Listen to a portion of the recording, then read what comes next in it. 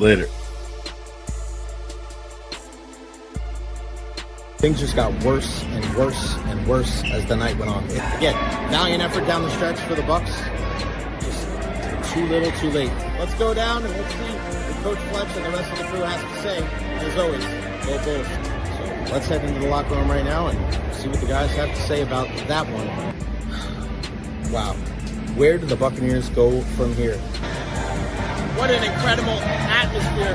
What a good win for the Tampa Bay Lightning. They snapped a 7-game winning streak. How we feeling, Bucs Nation? It's time to party, baby.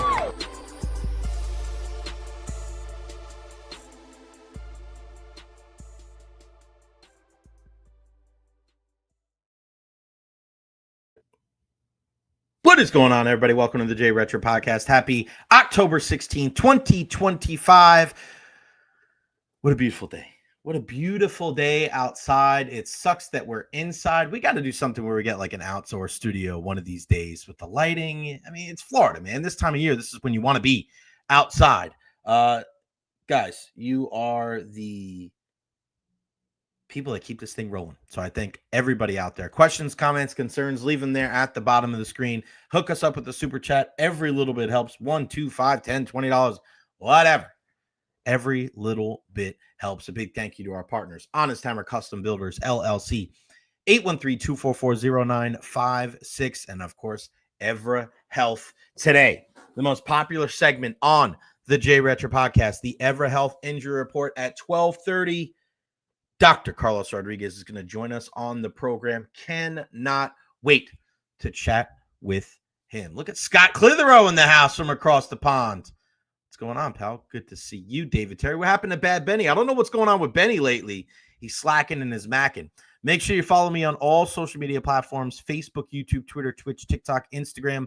Like and subscribe as well. Ace is in the house as well. There is Benny. Dr. Rod is the best. Yes, Dr. Carlos Rodriguez joins us at 12:30 today. If you have any fantasy football questions or any injury questions, give us a shot. We will definitely pass it on to Dr. Rodriguez. We're talking about the Egbuka injury, the Evans injury, the Chris Godwin injury, the Trey Hendrickson, also the Max Crozier injury to Tampa Bay Lightning defenseman, the youngster that has looked really good so far early on this season. He is out. I sent Dr. Rodriguez the video. I said, Doc, I don't really know if you can tell what happened here.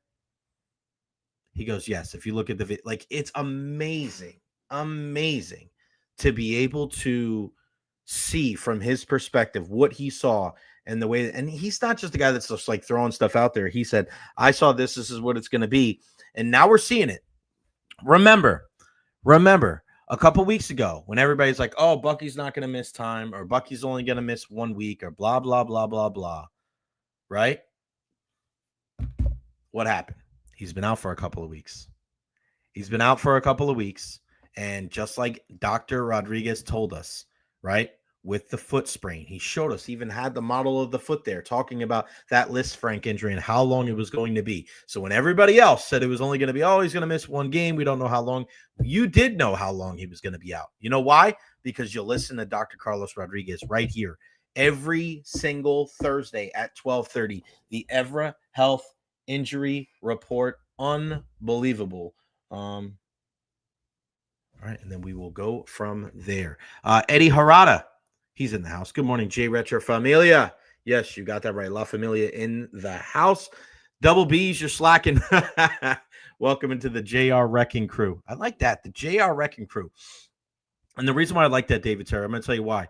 When I was a kid, my dad, I think it was my dad, might have been my mom now that I think about it, because the penmanship was perfect.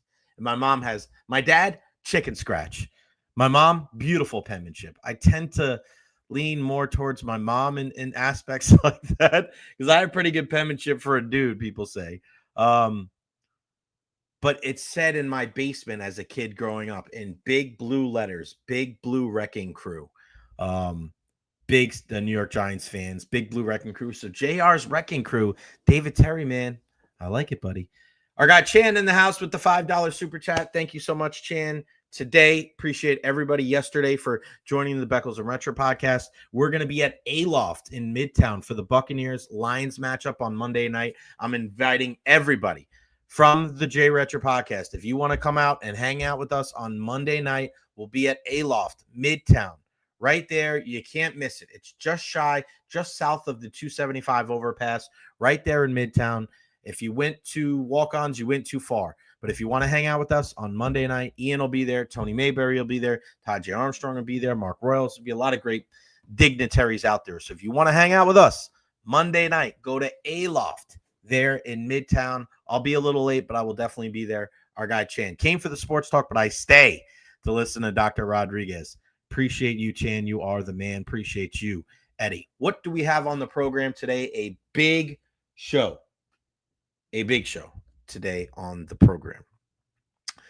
We'll talk some Buccaneers, including who was back on the practice field today. Also, who are the threats to the Buccaneers in the NFC? We're going to go through the list. I'm going to give you who I think, and some may surprise you, to be completely honest. At 12:30, the Evara Health Injury Report.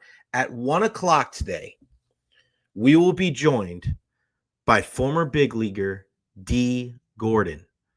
Now, if you remember Dee playing in the league, his little brother Nick played in the league. His dad, Tom Flash Gordon, an incredible reliever in the major leagues. But Dee is a part of a new thing called the Farm League. It's actually a winter league right here in the state of Florida, which is huge, huge.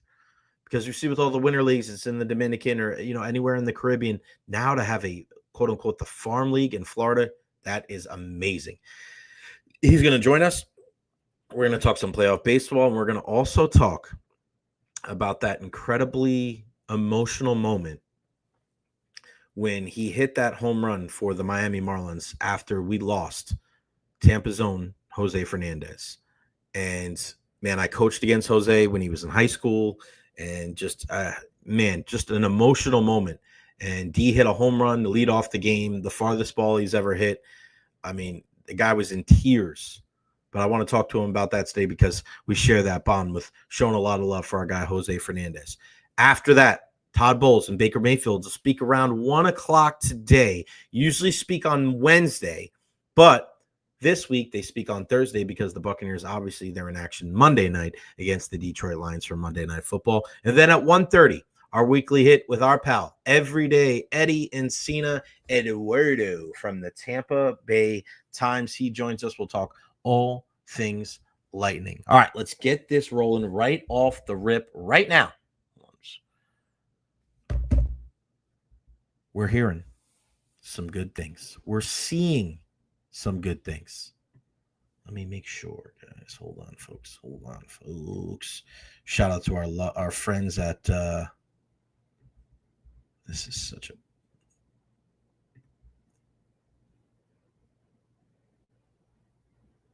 okay.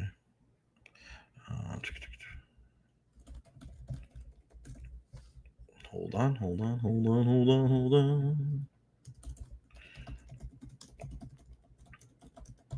And again, shout out to our friends at Pewter Report. Our pal Matt Matera joined us earlier this week. We're going to have Adam Slavon on. We have, of course, Bailey Adams and Josh Capo and Scott Reynolds. Like, we love our friends over there at Pewter Report. But we see today, about a half hour ago, our guys at Pewter Report put it out for us.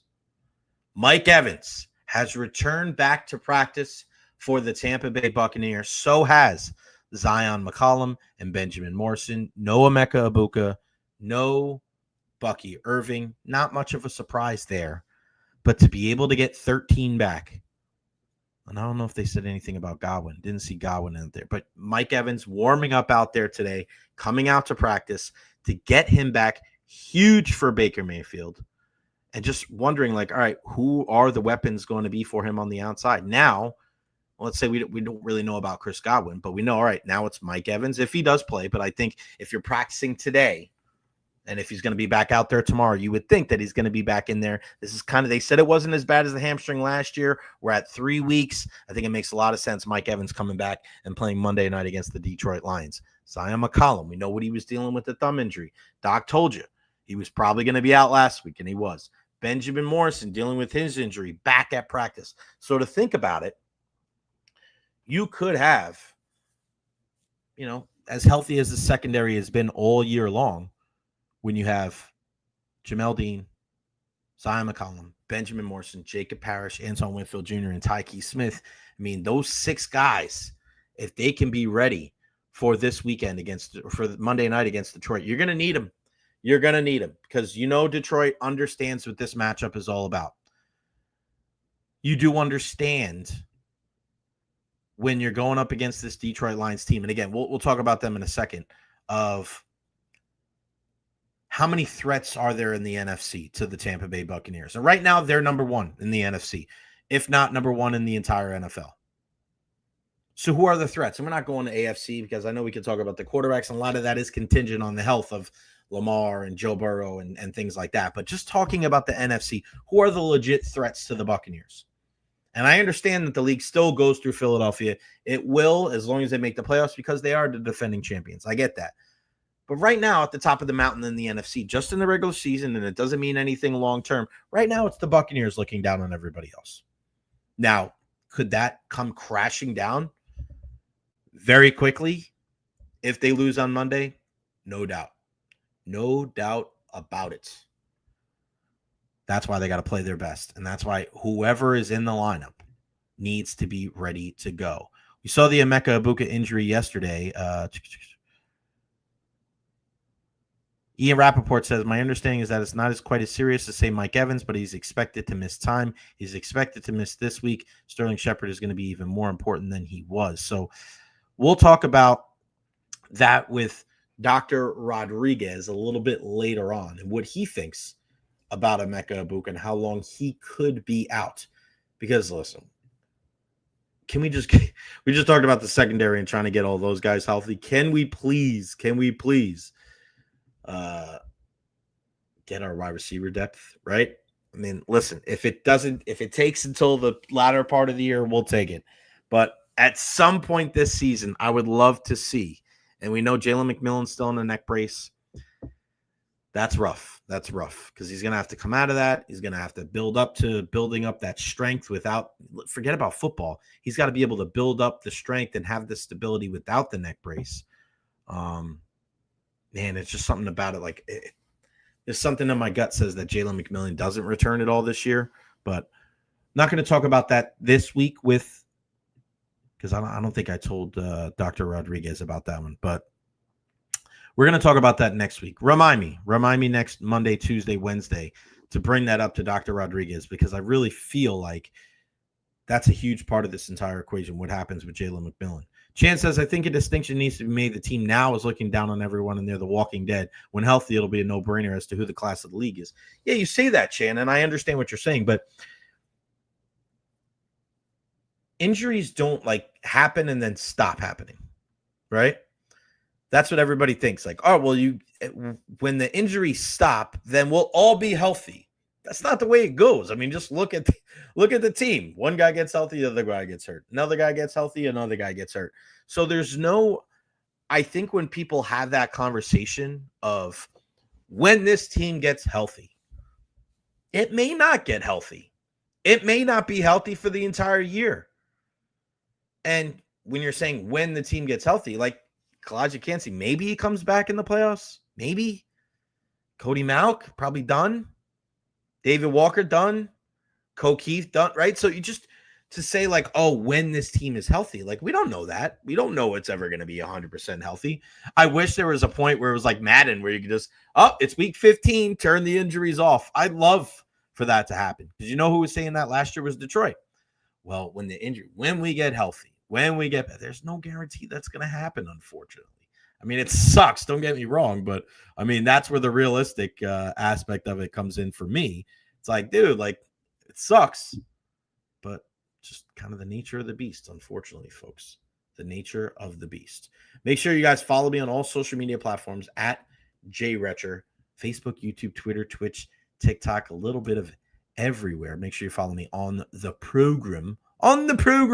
But some really, really good news when it comes to Mike Evans, Zion McCollum, and Benjamin Morrison all practicing today for the Buccaneers. Right around 1 o'clock today, we'll hear from Todd Bowles and we'll hear from Baker Mayfield. And again, after the conversation with former Big Leaguer Dee Gordon at 1 o'clock, we'll give you some of the updates on, you never know, because they put when they send out the media schedule for the Buccaneers, they say it's approximately 110. But if you're there at practice right now, like a lot of our people are, Rick Stroud from the Tampa Bay Times, our guy Rock Riley out there, our friends Reputer Report, all those people that are out there, they're there now. You're there for 30 minutes. Then you go inside, right? So you go inside from what's like 11:10 to 11:40, and then you're sitting there 11:40, and then you may wait till 1:10 for Baker to come inside, for Todd Bowles to come inside. Sometimes it's 20 to 30 minutes earlier. Sometimes it's 20 to 30 minutes later. Like, you're really at the behest of whenever they get done with practice. And it's funny because I spoke to John Romano from the Tampa Bay Times last week. I was trying to get him on the show after the new Rays owner spoke. And he said, sorry, Jay, I can't come on today. I got to go over to One Buc for the Buccaneers. And by the time he got there, he missed everything. He was like, damn it, man. So it happens to the best of us, even like John Romano, who's been covering sports in the Tampa Bay area for a very long time. So, yeah, we just never, ever know. All right, guys. Now, let's take a look at the teams in the NFC. And which teams in the NFC are an actual threat to the Buccaneers? Okay, I'm going to give you my teams. Some you may agree with, some you may disagree with, but I think the first team easily is the Philadelphia Eagles, right? We know what happened with them a couple of weeks ago where they came into Raymond James Stadium, and listen, to the Buccaneers' credit, they did not give in that game. They battled their ass off, but they fell behind. They had the punt blocked. They had the interception, the lone interception from Baker on that ball that got tipped in the red zone. You saw Bucky Irving with the fumble. So like 3 miscues that ended up coming back to bite them in the butt. And I know it's kind of wonky when it comes to the Philadelphia Eagles. I do.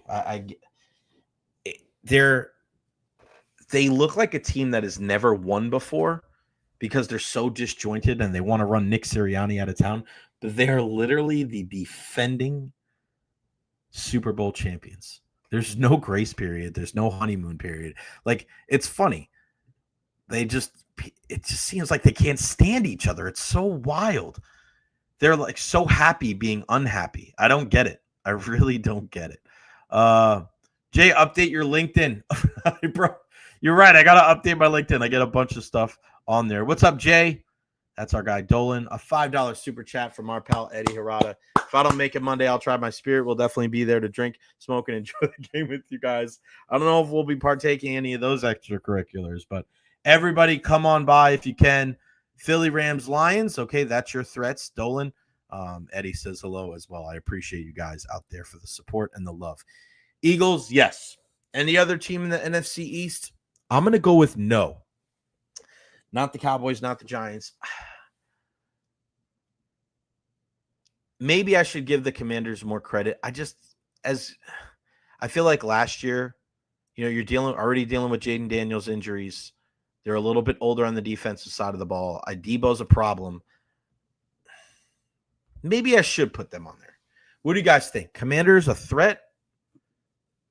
I'm going to change. I was going to say no originally, but it's tough to say no when you have such a dynamic quarterback in Jaden Daniels. You have Dan Quinn that's already been to a Super Bowl, a respected coach around the National Football League. And to be fair, the Commanders beat the Bucs in the playoffs last year. So I'll put the Commanders on the list. I've changed it. Chan agrees. I think the Commanders are definitely a threat. Okay, I'll change it. Evolve in the house. We need this win. Let's prove to the whole world we belong where we are. Tired of hearing the national media downplay what we're doing this year. Evolve, I think it's changed a little bit. I think now, for the first time maybe in my 20 years living here, that they're actually starting to give just a smidge of the credit, but I get what you're saying. And Evolve with the $5 super chat. Thank you so much, man. I really do appreciate it. Again, can't do this without you guys, with our partners, Honest Hammer and Evara Health, and our super chats. You guys are the best. Thank you so much. Washington's somewhat of a threat. Yep, somewhat of a treat, too. I can't smoke. Got to protect those golden pipes. You got that right. Doesn't mean I don't catch a contact high whenever I'm at Ian's place. That is for sure. All right. Next up, the NFC North. The Green Bay Packers sit in first with a 3-1-1 record. Are they a threat?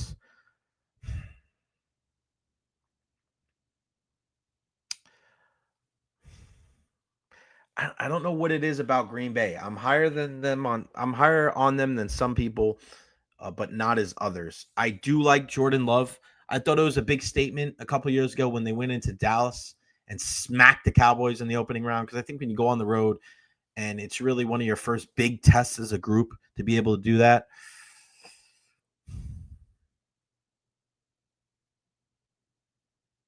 I'll say yes. I'll say a yes because they got Micah Parsons. I don't think he's played his best football, but you have game wreckers and you have Matt LaFleur. And when you have a good play caller, and listen, I'm not saying these teams are better than the Buccaneers, but a threat. They're 3-1-1. They're 3-0 at home, and they can beat anybody on any given day. So I'll give you that. Detroit Lions, easy. Easy threat there. Easy threat there because you know what they're all about. They're hard-nosed. Dan Campbell. You're talking about the quarterbacks. I mean, you're talking about the offensive side of the ball, the defensive side of the ball. Aiden Hutchinson and those guys. You got Jared Goff. You have Jahmyr Gibbs. You have David Montgomery, Jamison Williams, Amon-Ra St. Brown, Sam Laporte. Like, there's a lot of weapons on this team. Monday night's going to be a fun game because it's going to be another one of those shootouts of like, all right, stand up. Stand up, Tampa Bay. Where are you at? This is going to be a heavyweight slugfest. Standing in the middle of the ring, Tony Ferguson pointing to the canvas. Let's roll. Let's throw down. They certainly are a threat. Minnesota Vikings, another team that I consider a threat, and I'm going to tell you why. It's because of the coaching, man.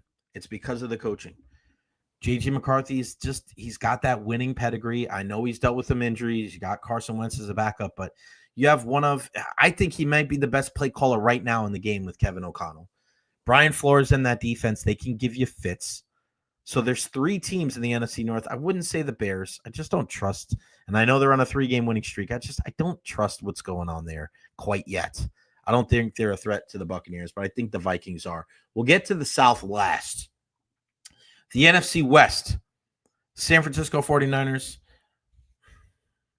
I'm going to go with yes again because even though the Buccaneers just won, but I look at it and I look at the coaching and I look at Kyle Shanahan and the job that he's done.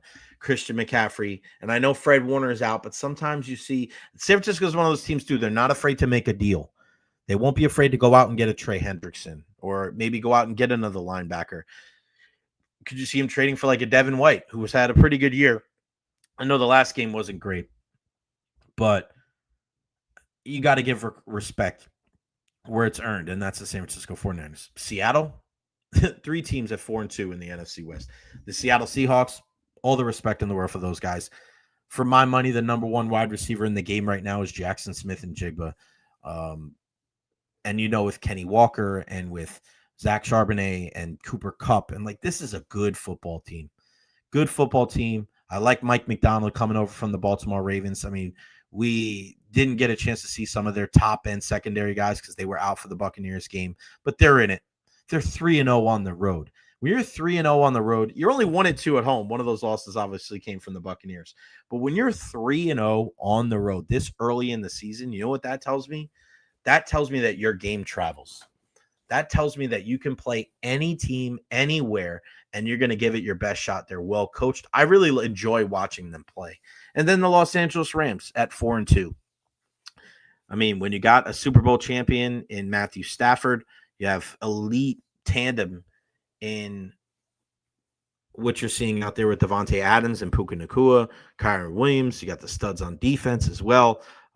3 really, really good teams in the NFC West. So I'm not worried about the Cardinals, not worried about the Bears, not worried about the Cowboys and the Giants. I'm not worried about the Saints. I'm going to say this. The Carolina Panthers are not a threat to the Tampa Bay Buccaneers. With that being said, would I be surprised if Carolina beat the Buccaneers in one of their 2 matchups? No, because it's a divisional matchup. Carolina's got a lot of good vibes about them. They do. And I've said this for a long time. I said this even before he left the Buccaneers. I thought that Dave Canales would be a better head coach and an offensive coordinator, better play caller. There's a good vibe there, man. for them to be able to go win some of these games, for them to blow out the Atlanta Falcons 30-0 at home, like that doesn't happen by accident. Doesn't. Do I think they're going to make the playoffs? No. Do I think they're going to finish the season maybe like 6-11, 7-10? Yeah, probably. But you guys know how these divisional matchups are. Remember when the Buccaneers won the Super Bowl a couple years ago? Didn't they lose like 38-3 to the Saints? Remember that? Divisional matchups are weird. And that's why you got to really be careful when you talk about football, whether it's the NFL side or the college football side. We try to lump everything together. And we try to say, well, you beat this team in week 4, you should beat them in week 12. Or this team sucked in week 2, so that means they're still sucked now. Or this team was great in week 3, but now they're not as good in week 9, so they weren't that good in week 3. Like, that's not the way it goes. That's not the way it goes. Every single week is just a completely different ball game. It's different, man. It's totally different than the other sports. You're not playing back-to-back nights. There's so much time between games. And I know players would want more time off between games, but just think about it. You have a game, and then you're not playing for another 5, 6, 7 days. There's so much that goes on between those two contests that it's almost impossible to take what you did the last time and bring it over to the next. In hockey, you could play back-to-back. You could play 2 games in less than 24 hours. Baseball, you might play 14 straight days. Momentum is just naturally going to happen. Same thing in basketball. You can play 3 games in 4 nights. You don't know that.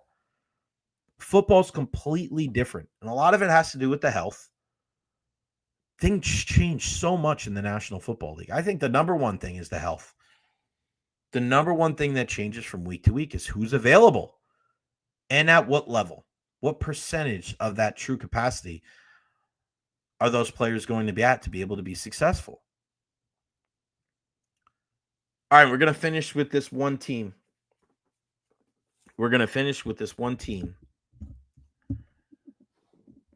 Are the Atlanta Falcons a threat to the Tampa Bay Buccaneers?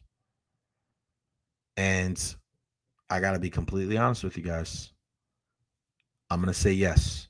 I think they are. We saw it last year. They had the Buccaneers number, won both games, even though the Bucs still won the division.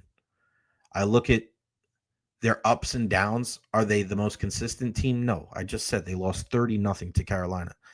But even though it was at home, you beat Josh Allen. That's impressive to me. To be able to make him look as flustered as he did. And I know he didn't have all his weapons, but, I mean, that doesn't always affect a guy like Josh Allen. He makes it work. They get, when they're feeling themselves, especially at home, Atlanta's, they're a team that if they're playing out in front, you have probably the best running back in football right now with Bijan Robinson. Drake London is one of the more underrated wide receivers in the league. If Michael Penix is on time, on platform, and he has that good connection with his players, and then defense is opportunistic, I mean, Atlanta is a threat. And again, it's a divisional matchup. You just never know. You don't want to see that team in certain times when they're feeling pretty good about themselves and everything's firing on all cylinders. Atlanta's not one of those teams I want to play. Now, ideally, in the long run, their consistency is going to bite them in the ass.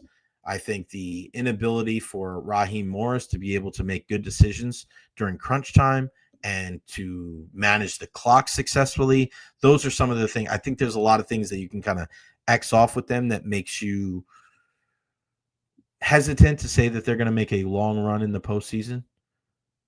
But on any given Sunday, if you can go out there and you can play the way that they play, I mean, it's that they can be a threat, not just to the Buccaneers, but to any team in the National Football League. And that's why games like Monday, as much as you want to win for, divisional, conference, and league supremacy, you also want to win to be able to stay those couple of games ahead in the standings of the Atlanta Falcons. Don't let them nip at your heels. Don't let them get into a situation where they're a game behind when you play them for the second time. You don't want to get into that back and forth. As John Cooper likes to say on the Lightning side, munch points. As Todd Bowles likes to say for the Tampa Bay Buccaneers, stack those wins. And if you can do that, you put yourself in a position not just to win your division, but possibly get that number one seed in the NFC. All right, you guys ready? It's time for our number one segment of the week. It's our Evara Health Injury Report with our pal, Dr. Rodriguez. Doc, what's going on, buddy? Happy Thursday. How are you? Happy Thursday. Doing well. How are you? I'm great, buddy. Thank you so much for joining us. I mean, somebody said before, I come to watch the show, I stay to watch Dr. Rodriguez. So you're making a profound impact on everybody, my friend. Thank you. I enjoy this. It's a pleasure doing this with you. Yeah, it's a lot of fun, buddy. All right, let's start right off with Mike Evans with the Tampa Bay Buccaneers. You and I have been discussing the hamstring injury for the last couple of weeks. They said it wasn't as bad as it was last year, and we just saw today, Doc. He was out there. He was running with his team.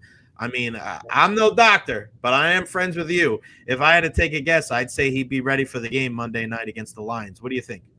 Yeah, he may be. Because if you look at last year, he missed 3 weeks, 3 games with the injury. They said this injury was not as bad. He's missed 3 games this year with the same type of injury. So I would expect if it wasn't as bad as last year, he's been out the same amount of time. I would expect him to be there for the Monday night game. Egbuka, obviously people were a little not upset, but just, man, your heart goes out because we knew that Evans was getting closer. We had a feeling that, all right, man, this is going to be a different thing. And now we look at Egbuka, and it looks like he's going to be out. It's kind of differing information. Ian Rappaport said it's not as bad as Mike Evans' injury, and I posted the video of him walking off the field, and we know, Doc, a guy, if he has a hamstring injury and he's walking off the field, doesn't mean he's going to be ready for the next week. Right. What do you think about Egbuka and how bad he could be out, or how long he could be out? With hamstring injuries, you can see them walking, but when you're looking at explosive movement, running, it's completely different. So even with a small strain, you go to run, you go to take off and be explosive, it's going to be painful. And you don't want to aggravate it. You don't want to make it any worse. So at least 2 weeks, maybe 3, maybe same length. If it's not as bad as Evans' injury, 2 weeks, but likely 3, same amount of time that Evans has been out to recover from this. He was having an MRI done. There's no reports of what that MRI showed, but I don't expect him to suit up for the game against the Lions.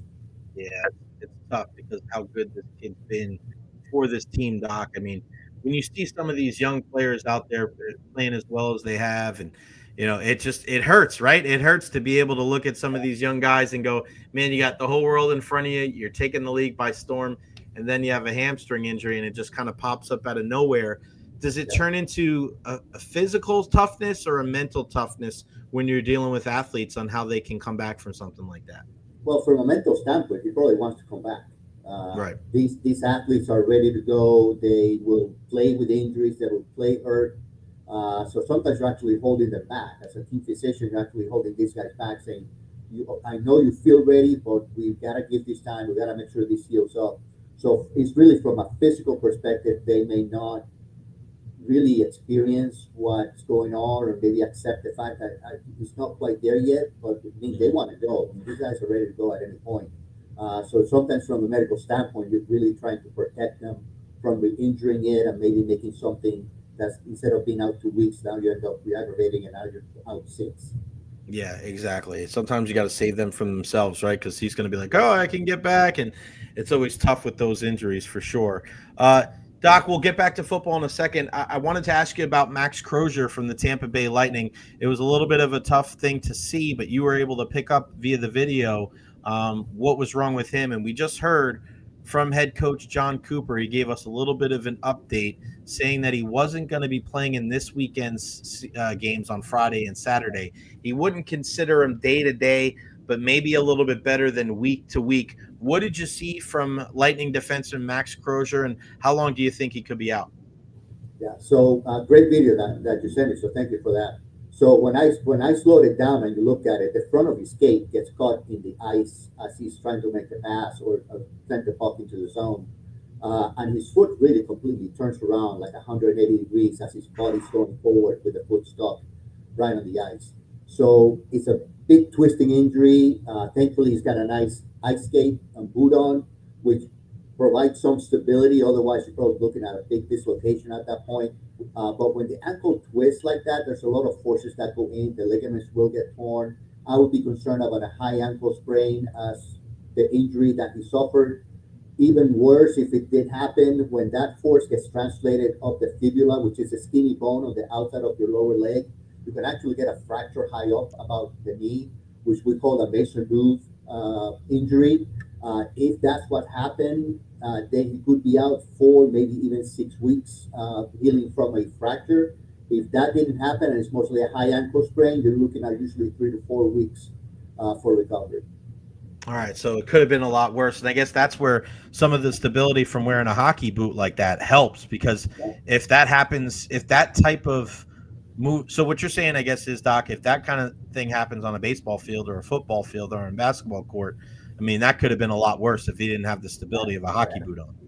That could have been a dislocation. So when you follow the video, you see the foot return back to the normal position.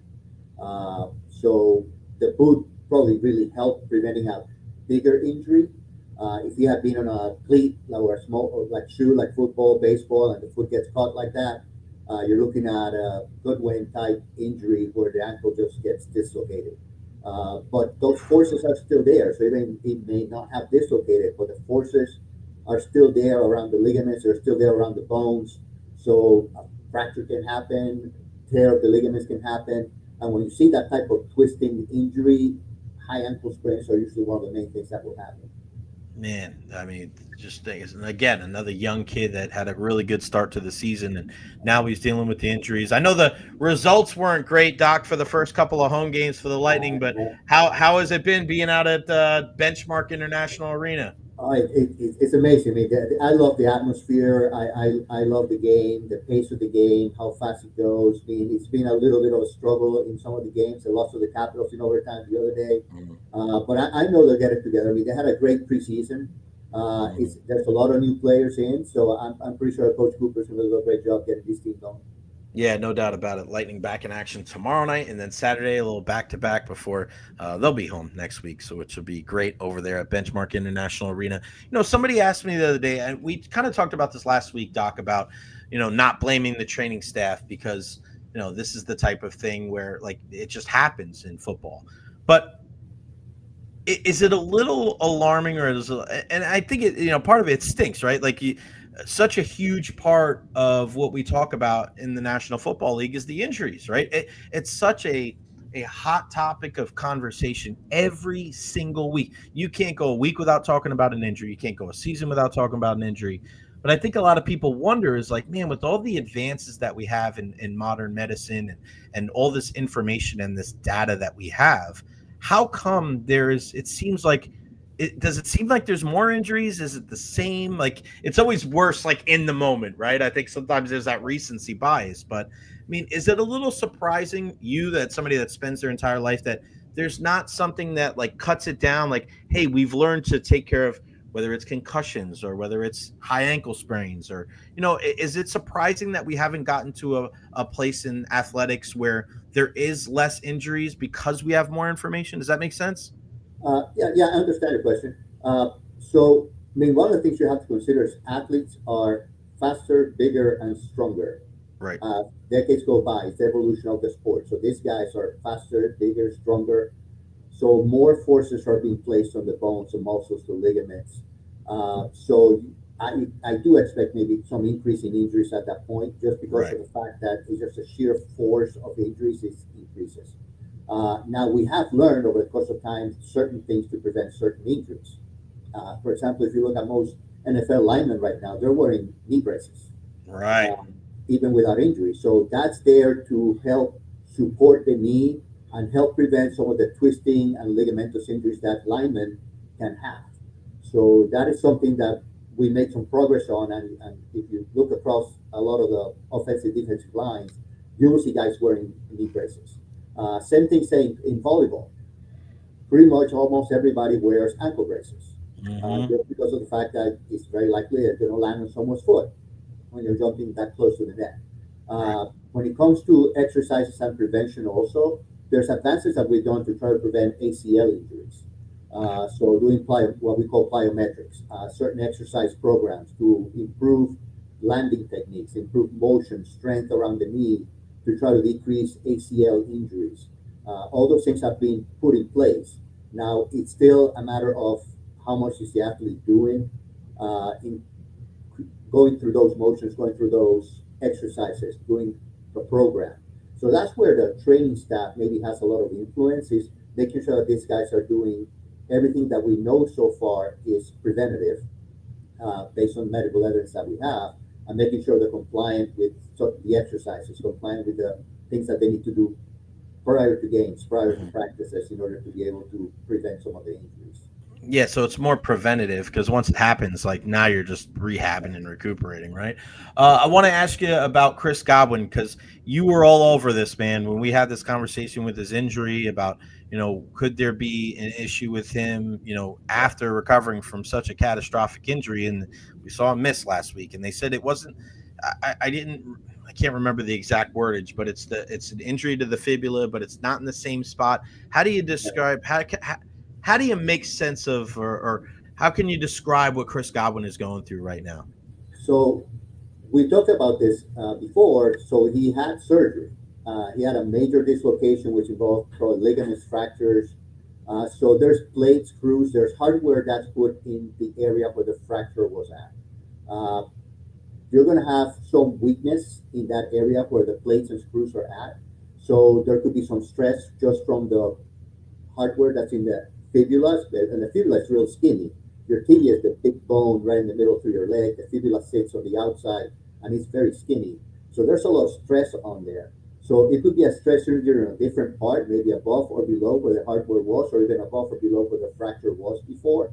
And just the stress of the bone, just basically that stress from one portion being transferred to a higher portion. We see this a lot also when people have back surgery. When you have back surgery and basically we fuse one vertebrae with the one below, usually the one above or the one below where the fusion is at is now under increased stress because you have a larger bone there. So it's common that with injuries like this around the ankle, there's actually a little more stress in areas where the bone is not as thick anymore, and probably still with some sort of stress injury to the fibula. Hopefully it's not a major stress injury, which then you're looking at anywhere from 3 to 4 weeks to be out, because it's basically then at that point a fracture. Man, so we don't really necessarily know how long it's going to be out, but so is there level set? Because I know we always talk about grade 1, grade 2. Like, are there levels to this, or is it just kind of like skill, like case specific? Like, do we have any idea, like, if he's out for a little bit of time or 3 or 4 weeks, like what kind of grades do we have on because we don't know, like you saw this before anybody did, of we look at this situation and everybody, I think a lot of people out there thought that, all right, Chris Godwin's back, he's going to be healthy for the rest of the season, he's going to be good. But you told us very early on that, hey, he's coming back from a major surgery, a major injury here. There may be some kind of after effects from this injury. So what should we be looking at when it comes to the news about Chris Godwin over the next couple of weeks to kind of determine the severity of this? Is it a new injury or is this complications? Like, what would you say? Right. So when it comes to fractures, there's really no grading. You either have a fracture or you don't. When you're looking at a stress injury or a stress fracture, it is a fracture. It is a crack on the bone, not a major break, but there's a crack or a stress injury through the bone. So that needs time to heal. And most fractures, anywhere from 3 to 4 weeks for bone to start forming around it, then that bone has to mature. If it's something that you caught very early on, there's some modalities that you can do to try to help improve it, try to help make it heal a little faster, but still you gotta give time to the bone to heal. So that's where I'm thinking 3 to 4 weeks. If he does have a stress injury to the fibula, then you gotta determine what the risk is of the stress injury coming back once it heals up, because the hardware is still there. So then, is there an evaluation where you got to start thinking about, do we have to remove some of that hardware to decrease the stress on the bone? Again, it all depends on how much hardware was put in there, what kind of hardware was placed, where is it at, what stability that hardware is providing, whether it's safe to remove some of those plates, is it safe to remove some of that out? And if not, then what is the risk of continuing to have stress injuries around the areas where those plates are at? Is there anything else it could be, Doc, or is that because they did say it was the fibula. So, that in essence, what you think in your expert opinion of like, so what happens? 'Cause you've done such a good job of showing us. So like, you're having that stress on both sides. Is it and I'm sorry for my amateur mindset. I'm just trying to help, some of our viewers here. So if you have this injury to the fibula, is it like another crack in the bone, or is it just like a pain tolerance thing? What can you tell me? If it is a stress injury, what we're looking at is a crack through the bone or a Oh, crack around the cortex of the bone. And essentially that has to heal up. That has to fill in. The body has to heal up the stress injury. Uh, the fibula is real small, it's real skinny, and it's under a lot of stress. And especially if you put hardware through it, you're thinning out some of that bone even a little more, and you're putting areas again above and below that area under stress. Uh, because of the sport, there's a lot of impact. So even it could have been that he may have gotten hit right around the area where that blade is at, and that induced the injury. The stress of running. He played the 2 games. Uh, I don't know if there was an impact that happened at one point or a twist at some point that induced that extra stress to the fibula and then the injury. Uh, is it a contusion? Did he suffer a hit and then there's mostly a bruise on the bone? Mostly bruised bones take a couple of weeks to feel better. At that point, yes, it is a pain tolerance more than anything else. So whether it's a bone contusion or a stress injury, it's a matter of recovery. So 2 4 weeks to get better, and then you still got to evaluate at that point that what is the risk after that. so that's probably it's either the contusion or the stress injury. You would think if you could limit it down to two things. Oh Yeah, I man, mean, especially around the surgery, those are the main things I would be looking at. I mean, they haven't. They said it's a fibula injury. Now, I haven't come across anything that says it's the same fibula as the foot that he injured last time. hmm Could it? Is it the other fibula? Is it a stress injury on the other side? right. I don't know because I haven't come across. Is it the same leg hmm or it's not the same leg? Someone had told me was the other leg is not the one that he has surgery on, but I haven't read or come across any information that is the other leg that's causing the Right. stress issue. So I'm assuming that because he did have surgery on this one side, that's the one that's causing the injuries and the problems. Also, just because it is a major surgery, it is a major hmm procedure. You're playing a sport where there's a lot of stress and impact and potential for re-injury in those areas. So that to me is the more common thing. Either he suffered a contusion or a bruise to the area, or there's a stress injury to the bone just around the area where he had the fracture and had the plates put in. Good stuff, Doc, for sure. Aline McNeil's coming back for the Detroit Lions on Monday night as well. I mean, this is a guy that, maybe fans in Tampa may not know, but this is a big part of their team. What can you tell us about his return from his lengthy absence? So he had an ACL injury December of last year. It is expected to play against Buccaneers on Monday night. It's about 9. It's about 10 months, right, since the injury, since the surgery. So most people from ACL and most athletes, elite athletes, when you look at an ACL, it's a minimum of 9 months for recovery. Probably the one exception to that rule was Adrian Peterson, who came back about 6 to 7 months after he had his ACL done, which is unheard of. So Right. you're usually looking at about a 9 month hiatus and a 9 month period of recovery. So that's hmm we're now 10 months after his surgery, so he should be ready to go. I'm pretty sure they've been evaluating him. He's been in practices. They're looking at the stability, the strength, the motion. He'll be wearing very likely a brace, also to help protect and give him some reassurances about the knee. Uh, but the recovery should be fine with this for him to play. In most athletes, they do autografts, meaning they take the patellar tendon to do the graft and repair the ACL as opposed to doing a cadaver graft.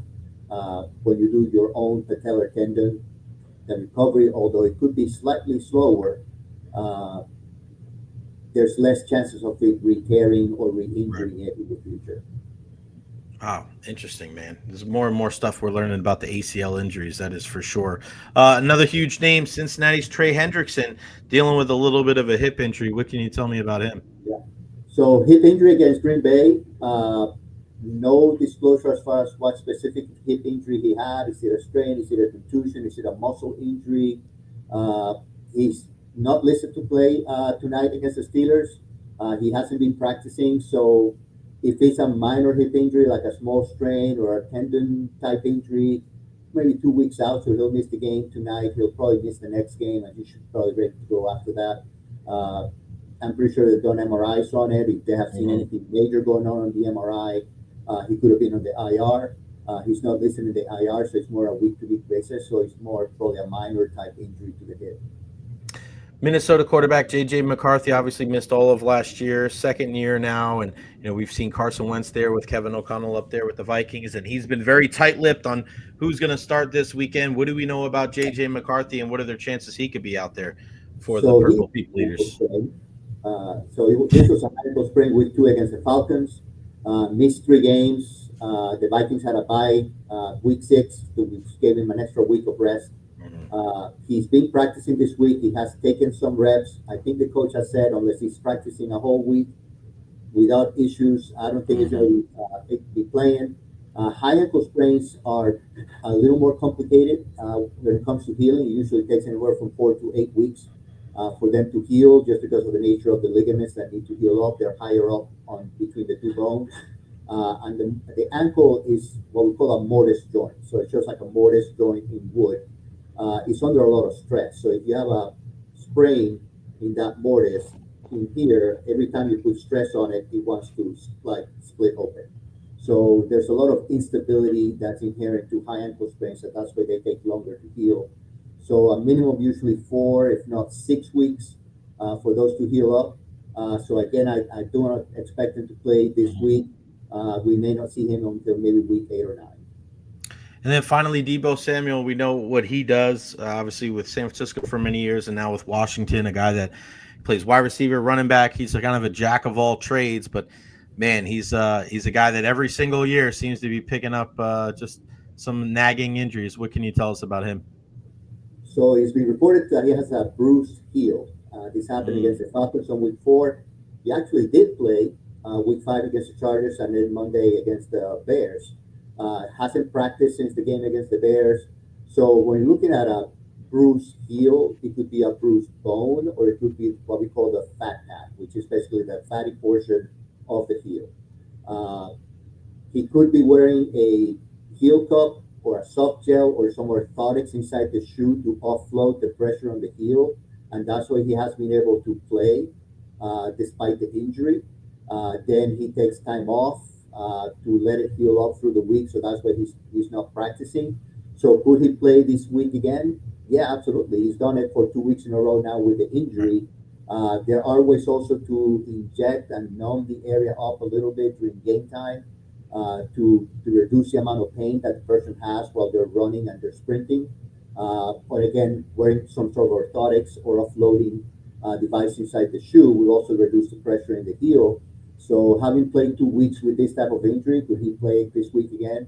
I would expect so, unless he has some aggravation or some problem where he's really not able to run on it.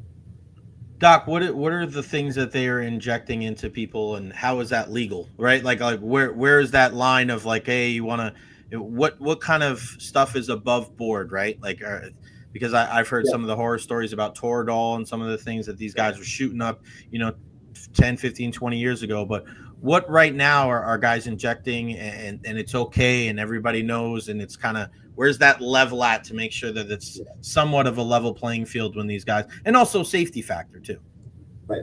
So I mean, when I say it could be injected, like say this heel injury, you could inject basically some numbing medicine into the area, just basically to reduce the pain and numb up the pain fibers. You have to be careful when you do that, because of course now the person's not feeling pain. So if they have an aggravation of the injury, it could be worse because they're not feeling the feedback of the pain. Right. But that's something that can be done on certain minor injuries, just to numb the pain fibers up. I mean, certainly if there's any major injury, you don't want to be numbing it up. You don't want to be injecting things to allow the patient to play, or the athlete to play with a major injury. So when I'm talking about an injection, it's something minor, maybe a bruise, maybe something minor that we can numb up. The total situation, that's essentially pain medication. It's a strong anti-inflammatory medication that's injected. It also comes in oral form. Uh, that's more to reduce pain, like say from a big sprain or a big injury, maybe a back injury. Right. But again, the danger of that is you're reducing the pain feedback mechanism to the brain. So potentially now this person may not feel a bad injury occurring or an aggravation of the injury occurring because you're numbing it up. So you have to be very careful when you are doing injections or numbing things up or helping the athlete be out there on the field. Certainly, you got to err on the side of caution. And if there's any chances that they're going to have a big aggravation of an injury, I think I wouldn't do any injections or I wouldn't do anything to prevent that pain feedback to allow them to play. Yeah, man. I mean, it's wild. It's just one of those things where, a lot of times stuff like that happens and we don't know anything about it, right? They like, oh yeah, they'll just shoot up, and I know sometimes it sounds a lot worse than it really is, but the things that these guys put themselves through to get ready for Sunday, it is amazing. Yeah. Amazing is you, my friend, Carlos Rodriguez, the doc, Dr. Rodriguez, here on the program every week here for our Evara Health Injury Report, everahealth.org. Check out everything they got going on over there. They're not your last resort. They are your first resort, 17 locations in Pinellas County. Go check them out today. Tell them that you heard it right here on the Recher podcast. Doc, always a pleasure, my friend. Enjoy the rest of your weekend. We'll talk to you next week, buddy. Thank you. That's good. Thank you. Have a good evening. You too, Val. Thank you. The man, Dr. Carlos Rodriguez. He's the best. Look at this. Doc, love the insights. The doc knows. David Terry with the applause. Like, come on, man. We're all over it. Hey, Doc from Chan, everybody in the house. We love Dr. Rodriguez here on the program. So many good things to talk about. We're talking about the injuries to Chris Godwin, Mike Evans coming back. I mean, just the discussion that we just had about Chris Godwin and dealing with the injury that you're not going to get that anywhere else. You're getting that right here on the Recher podcast weekly, every Thursday, 12:30 with the Evara Health Injury Report with Dr. Rodriguez. I mean, it's legit, man. I mean, it's that injury to Chris Godwin. It's scary, right? I mean, hopefully it is a contusion, but man, if it's a stress, if it's a stressor there and it's a little bit ahead or above or below that hardware, to be out for 3 or 4 weeks, and then all right, you're out, and then you're building up the strength around that hardware in the bone, and who's to say he doesn't get hurt again? Like, you hate to say that, you don't want to be negative about it, but you also have to just be real, right? And some people, and you've heard for years, oh well, broken bone's better because then it just heals. Yeah, I can understand that, because there's sometimes an unsurety of a groin or a hamstring, and you kind of just have to wait it out and err on the side of caution. But when you have something like this, when you have hardware, think about that word, hardware, in your leg, in your fibula. It's not your tibia, it's your fibula, right? And talking about the stressors that it's putting on that bone, and you just don't know. And we pray for Chris Godwin that it's not something that he's going to re-aggravate, and that this time of rest, rehab, and recuperation is going to give him a possibility to get as close to 100% healthy as humanly possible. Shout out to our guy, Carlos Becerra. Great segment and insight. Yes, Carlos on Carlos love right there. Our guy, Carlos Becerra, for Dr. Carlos Rodriguez, always joining us on the program here. Doc, you're the man. Thank you so very much. Again, check out everahealth.org. I was looking at the website the other day. From the cradle to the grave, man. They help you out so much. I had a friend the other day asking me about counseling for her child, for her daughter, going through a divorce and needing somebody to talk to. And I hit up my friends over at Evara Health yesterday, and they're like, yeah, man, no doubt about it. 100%. We have somebody that she can talk to. It's just, they have everything there. All of your needs. And there is, at times, people look at it and like, oh, it's they take people with no insurance, or they take any kind of insurance, and people look down on it. This is not a place to look down on. There's 17 locations. 17. In the last 10 years, it has grown so much. In the next 10 years, it's going to be even bigger. I want to be involved more. That's the kind of impact that I feel. Just listen to the discussion with Dr. Rodriguez there. I mean, that's the kind of people you want to be around. He's such a thoughtful, such a nice guy. love our partnership with Evara Health, and of course our partnership with our friends Honest Hammer Custom Builders LLC, 813-244-0956. My guy Russ and the crew over there. It's all about trust. I think that's the big thing. That's the common thread of my partnerships and the people that I work with. It's the trust level. It's the trust factor, man. It really is. You want to be able to work with people that you trust. And that's what, when you go with Honest Hammer and, again, dealing with all your residential and commercial needs, but if you're making such a profound change and adjustment to the place that you call home, you want to be able to feel comfortable, right? And feel safe with the people that are going into your house and changing your bathroom or changing your kitchen, or the trust factor of you have a plot of land and you want a house a certain way. That's a lot of trust, man. You're paying for it, right? You're putting your financials out there, and you want somebody to be able to go in and to be able to not just do the job, but do it in the right way. And that's, Honest Hammer Custom Builders LLC to a T. 813-244-0956, thehonesthammer.com. Email them, thehonesthammer@gmail.com. Tell them that you heard it right here on the J Recher podcast. They'll take care of you. But it's about trust, man. That's the big underlining kind of just the thread. There's the common thread with both of these companies that are with us here on the J Recher podcast. The trust level, your health, your health and your home and your health.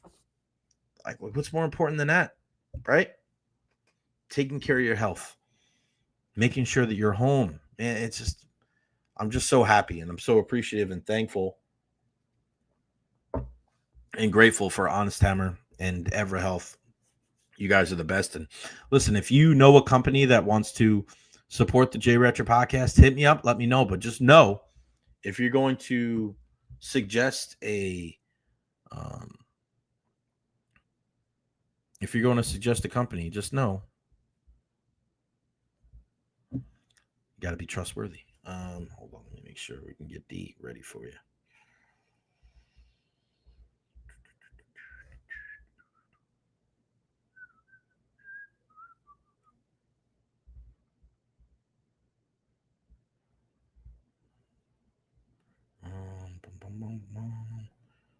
All right. Dee Gordon should be joining us here in a second. And then we'll go from there.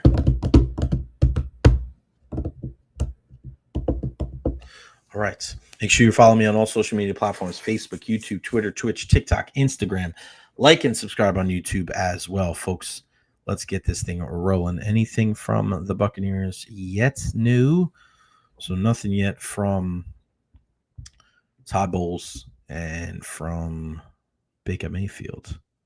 But man, just listening to what Doc had to say about Chris Godwin there, let's hope that it's not to the point of just the stress, just thinking about that too, man. Eddie, curious, how do you go about promoting a business, trying to see what options are out there for my brother's pool service in Tampa? It's still growing, but as promised, I know I help sometimes. Yeah, I mean, you kind of see it here on the show, Eddie. You pay a certain amount, and what you get is you see the logos on the screen. You also get a mention in the beginning of the show, the end of the show, and also what I like to call like a 1-minute read. So, like right around the 1 o'clock hour, you get about 60 seconds for me to take time out of the show to talk about your company. And this goes for anybody that's wondering. And then also you get a couple social media posts and I already did the one. I'm actually working on the one for Evara Health too. So social media posts as well. So there's just a lot. And then, for me, it's all about the above and beyond, right? It's all about going above and beyond. I'm going to always mention it. I'm going to, I give you a certain number of mentions throughout like the 6 months. You think that, I'm on every weekday, you get a mention at the beginning, the end, and a longer one in the middle.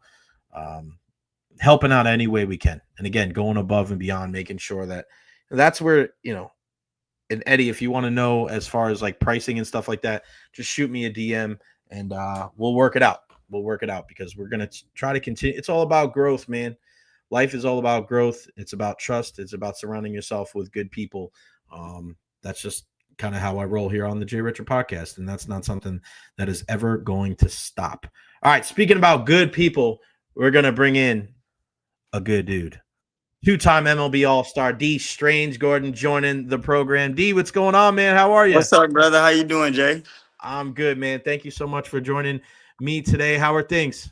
Doing pretty good, man. Doing pretty good. At the crib. About to get ready to go hit some live BP to get ready for the Farm League Florida.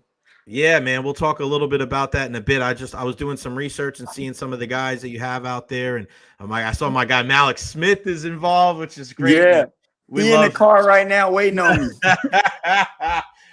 Tell him we got about 10-15, and then you can get out there to him. But Yes, I interviewed Malik when he was here in Tampa. We did a special show called Bats and Brews, and it was like a kind of like not like an X's and O's type of thing. It was like a fun. And Malik just had so much fun. He wasn't here that long in the Tampa Bay area, but man, he had a lot of love. Isn't that great about baseball? And D, you know this growing up in the game with your pops and then your little brother. Like baseball is really one of those sports where it's a lot about friends, it's a lot about family, it's a lot about community. I mean, that's part of what makes the sport so great, isn't it? Right, definitely, man. Like you get the next thing you know, like you competing against a guy. Next thing you know, y'all the best of friends. So it happens like that. You compete against guys so much, they become family. Honestly, you still want them to do good, even though trying to take all their hits. Yeah, no doubt about it. And now, how close do you keep an eye on the MLB playoffs, and how close do you keep an eye on the baseball now? So right now, I feel like if the Dodgers and the Mariners go to the World Series, I win. So I'm paying attention.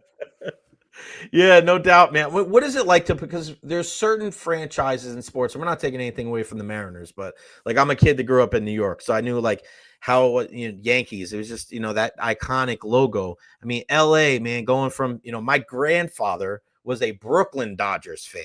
Right. And he was like, I'll be damned if I'll ever be a Yankee fan. Like he was a Mets fan since 62 because he wasn't playing that Yankee stuff, man. But he was Brooklyn, he was from Brooklyn. But to be able to wear a uniform like that, and of course you had a nice career, played for 4 teams, but to play for the Dodgers is a little different, man. When you suited up that first time at Chavez Ravine to be able to play for such an iconic team, what was that like? Bro, I had no clue anything about the Dodgers when I came to the Dodgers.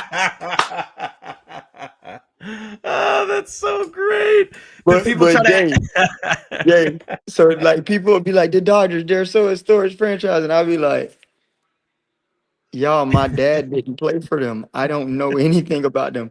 I knew about the Kansas City Royals.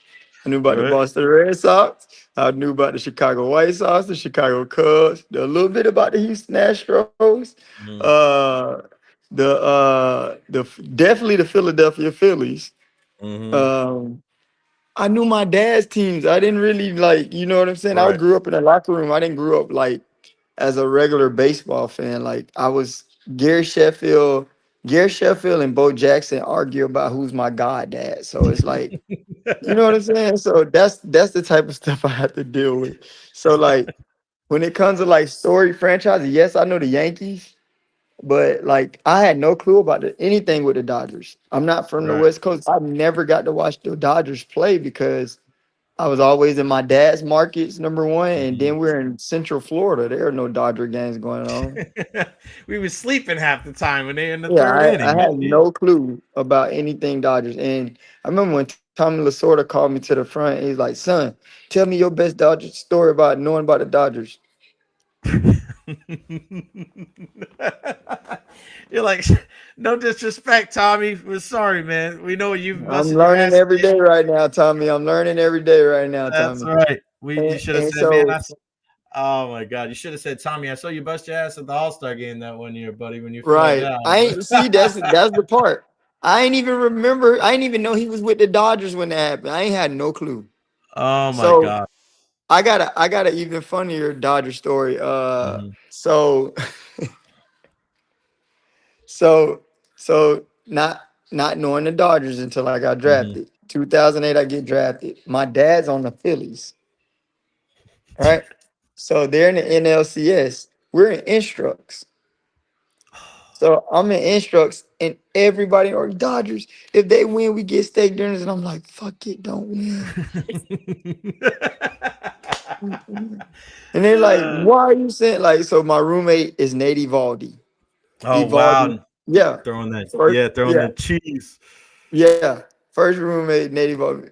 And we called him Freak. I'm the Freak, like, bro, why are you so happy that if the Dodgers lose? And so he only knew that because he's in my room with me. The Mhm. rest of the organization didn't know, but they made us have a watch party for the last Oh. game.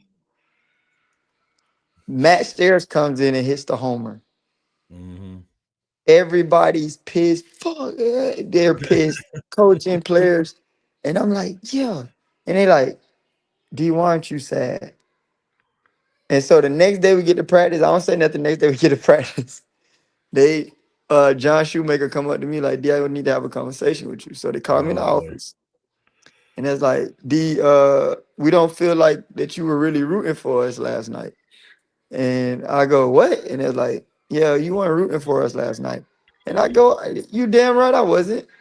And there's like, what? Like, why would you say that? I was like, guys, if the Dodgers win, I don't get to go to the World Series. Yeah, it's not you. If the Phillies win, my dad's in the World Series. I'm gonna leave here and go there. Right. Next thing you know, he hits the home run. I'm gone. Next day, they're pissed.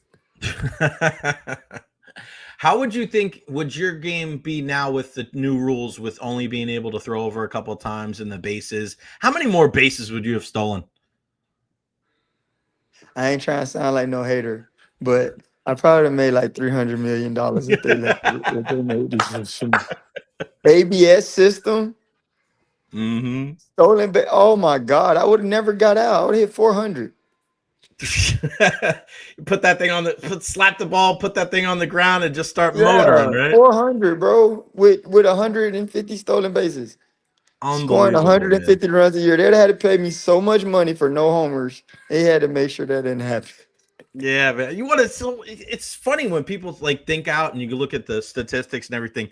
Bro, you won the Silver Slugger Award in 2015. And Yeah. people are like, oh yeah, Silver Slugger. It's just for home. I had this argument with somebody one day. They're like, oh, it's only for like the big boppers, and I'm like, nah, man, that's not how it goes, man. You ready I was like, you for do your you thing. ready for an even better story about the Silver Slugger? Mm-hmm. 2015. So as soon as the season over, my old agent comes over. My old agent.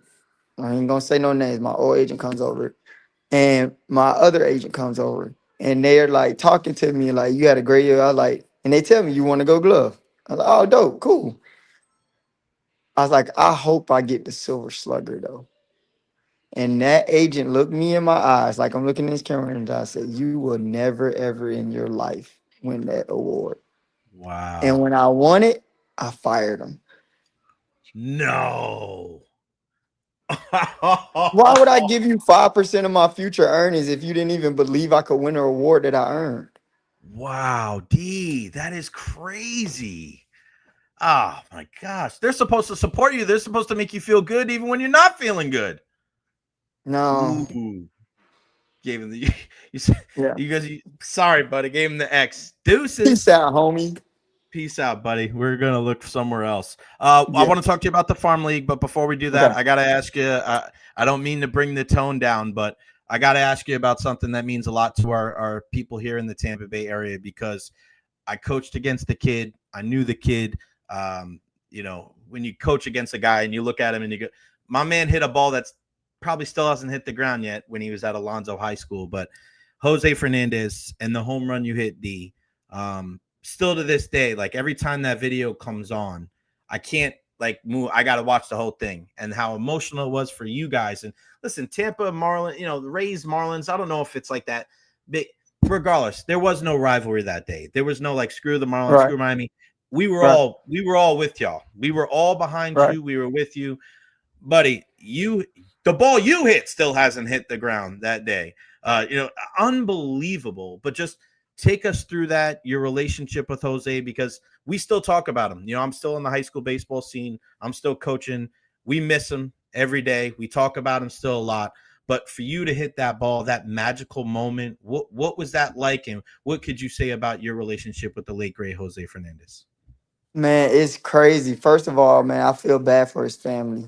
They didn't get Mm-hmm. to see his full potential, see his full money earnings and all of that. You know what I'm Right. saying? Especially for all they worked to get here. I feel bad for his family, number one.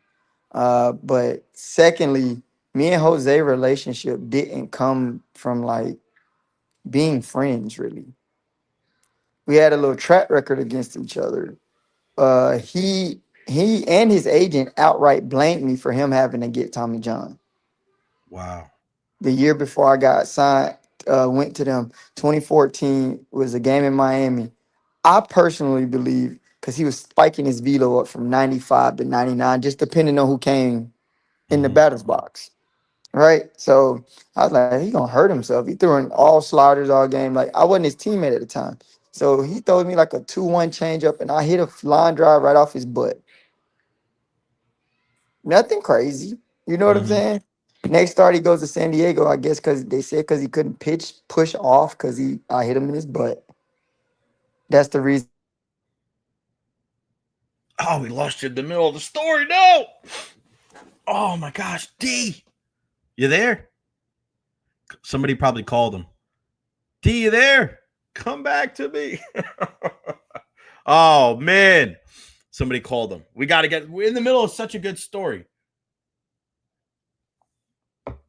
He'll be back. Come on, D, come back to me. Come back.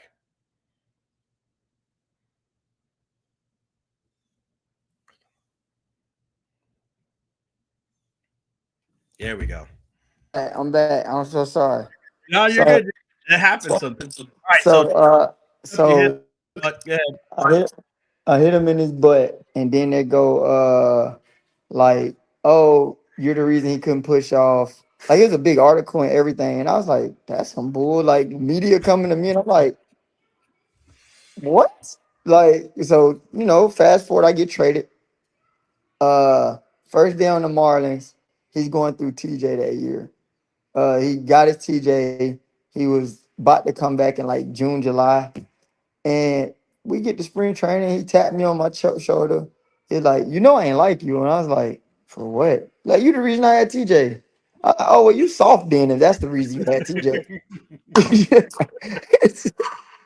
And the remark I gave him back was like, Mm, oh. Then we had a situation where he had this what made us friends. He had a yellow car and I had a garage and he happened to be part of something not legal that he needed to mm-hmm. buy a car from and I Right, hit right. the car. And we became Mm-hmm. friends after that. So that's Wow. how we became friends. And from then on, he just respected how I went by the game. We thought about a lot of the same things. And then when Barry Bonds came, all of us, most good hitters think about hitting the same way. So Mm-hmm. everybody kind of just got together with that. And then when you hit the home run, I mean, just could you really like put into words like what are you thinking walking up to the plate? What are you thinking as the pitch is coming in? What are you thinking as that ball's flying way the hell out of there? And then what are you Well, thinking as you're rounding the well, bases? let me give you some backstory on it. So if you look, I used a cherry wood bat. He used to steal my bats. And one time I had a cherry wood one come in, and I'm like, I don't like this. This isn't like for me. He gets it and starts raking with it. He like, this is my bat, doggy. This is my bat. So I ordered another dozen for him. So when he hits Mm-hmm. and stuff. And so that day I used the cherry wood bat, and I hadn't used it in like a year. And I was like, I used it, and it's crazy because we'll be in BP and my batting practice isn't like most major leaguers' bat practice. Homer, Mm-hmm. homer, homer, homer, homer. I don't do that. I don't hardly hit any homers in BP Mm-hmm. because I like to practice what's going to happen during the game. So every Right. day BP here walk up, doggy, you be out here early work hitting homers. Why you don't hit homers when the fans here? Hit a homer in the game. What you doing? Like, I need you to hit a homer because they don't think you can go deep. And I'm like, nah, I'm gonna save it for when I need, Mm-hmm. for when we need it. And that was the home run I hit that year. Unbelievable. And your thoughts running around the bases, like the Don't emotions? cry, don't cry, don't up. We crying. Oh, I can't see. Oh, don't miss the base. It was a bunch. It was a bunch. It was just thinking about him though. Like the biggest thing for me was like, damn, we not invincible. I thought we'd be at least invincible while we got to play a little bit. You know what I'm saying? Yeah, it kind of makes you grow up a little bit more, right? I mean, you're Yeah, a real Major League fast too. Baseball player, and you're thinking you got the world at your fingertips. You're making this money. You're playing the game that you grew up playing, and then all of a sudden, like real life smacks you in the face real quick, doesn't it? And then you Yeah, start thinking, like, yeah, damn, man, we can all get touched. yeah. Especially because my dad plays, so I was like, oh, we straight. Like we good Mhm. while we play, and that wasn't the case. Not at all, man. All right, before I let you roll, man, tell me about this farm league because I was mentioning it before earlier in the show of we see everybody in the winter and they go to the Dominican, they go all over the Yep. Caribbean, they play all this ball, and I saw this. The more research I'm doing, D, this is a freaking awesome idea, man. This is Yes, just sir. the beginning. I can't imagine how big this is going to get because you as me, I've lived here almost 20 years now and being in the baseball scene myself. Baseball's huge. It doesn't matter what month it is. 12 months a year, baseball's popping in the Sunshine State. So Amen. tell me about Amen. the farm league, who's involved, and what you guys are trying to do. How, like, what is spreading the word going to do? Are you trying to get more players? Or are you trying to get more Yeah, attention? definitely. What do you got? Attention and the players. The farm league, man. It's a league. So myself, I own a 40-acre farm called Black Sheep Farms. We do vertical hydroponics for schools and hospitals. But I wanted to make sure I did that first when as you can check this. This is knowledge. I Mhm. was hitting 305 in 2022. My wife had my son, and instead of going to the field one day, I was like, I need to go to the farm. And I looked at my wife and like, let me go farm. So she let me go do it. So we quit Major League Baseball, hit 302. I mean 305 or whatever we were hitting. And went and started farming. And I already knew I wanted to do something with baseball on my farm. Right. So I built a major league infield that has a net over it, so we don't have to go get the balls. So we've been doing live VPs and out there and things for 3 years already. Uh, and Calvin, I knew I wanted to put a farm and do like AAU, but I was like, I really want to have something for the guys to come play at, even if they just want to stay sharp. Guys got it. Guys get sent home. I've been sent home, and you just don't get to. Right. You ain't got nothing to do. Ain't nowhere to stay sharp or anything.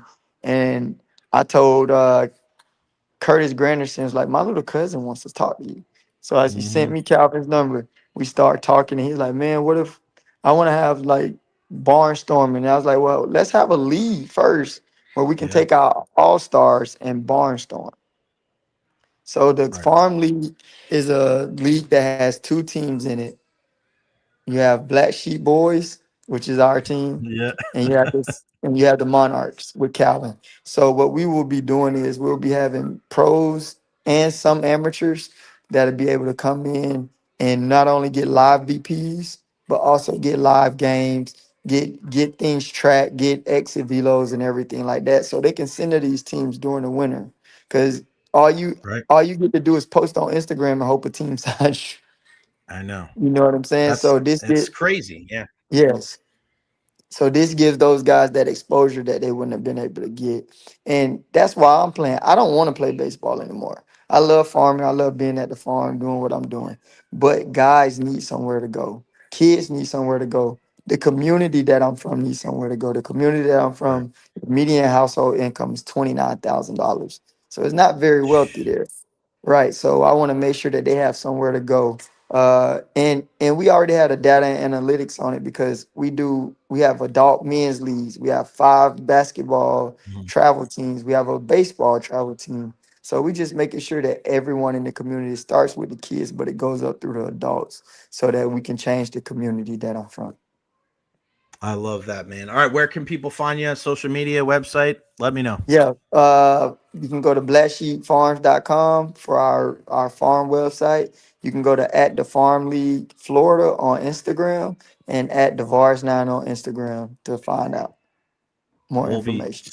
spreading the message here on the Jay Retcher podcast as well. And we'll make sure when we save this interview, we'll put all the links to your social media platforms and the websites and all that D, this is great, man. I had such a good Thank you, time. I Jay. hope you did too, man. This is really good stuff. Keep in touch. I know you and I'm going to get with some people to see what we can do for broadcasting you guys and to get all that stuff, Yes, sir. because you're right, man. The biggest thing now is to grow the message and to spread the Yes, message sir. and to disseminate the information out there and people be able to watch it, man, to be able to see you and Malix out there. I know a lot of people, just to be around the game. That's the great thing about baseball.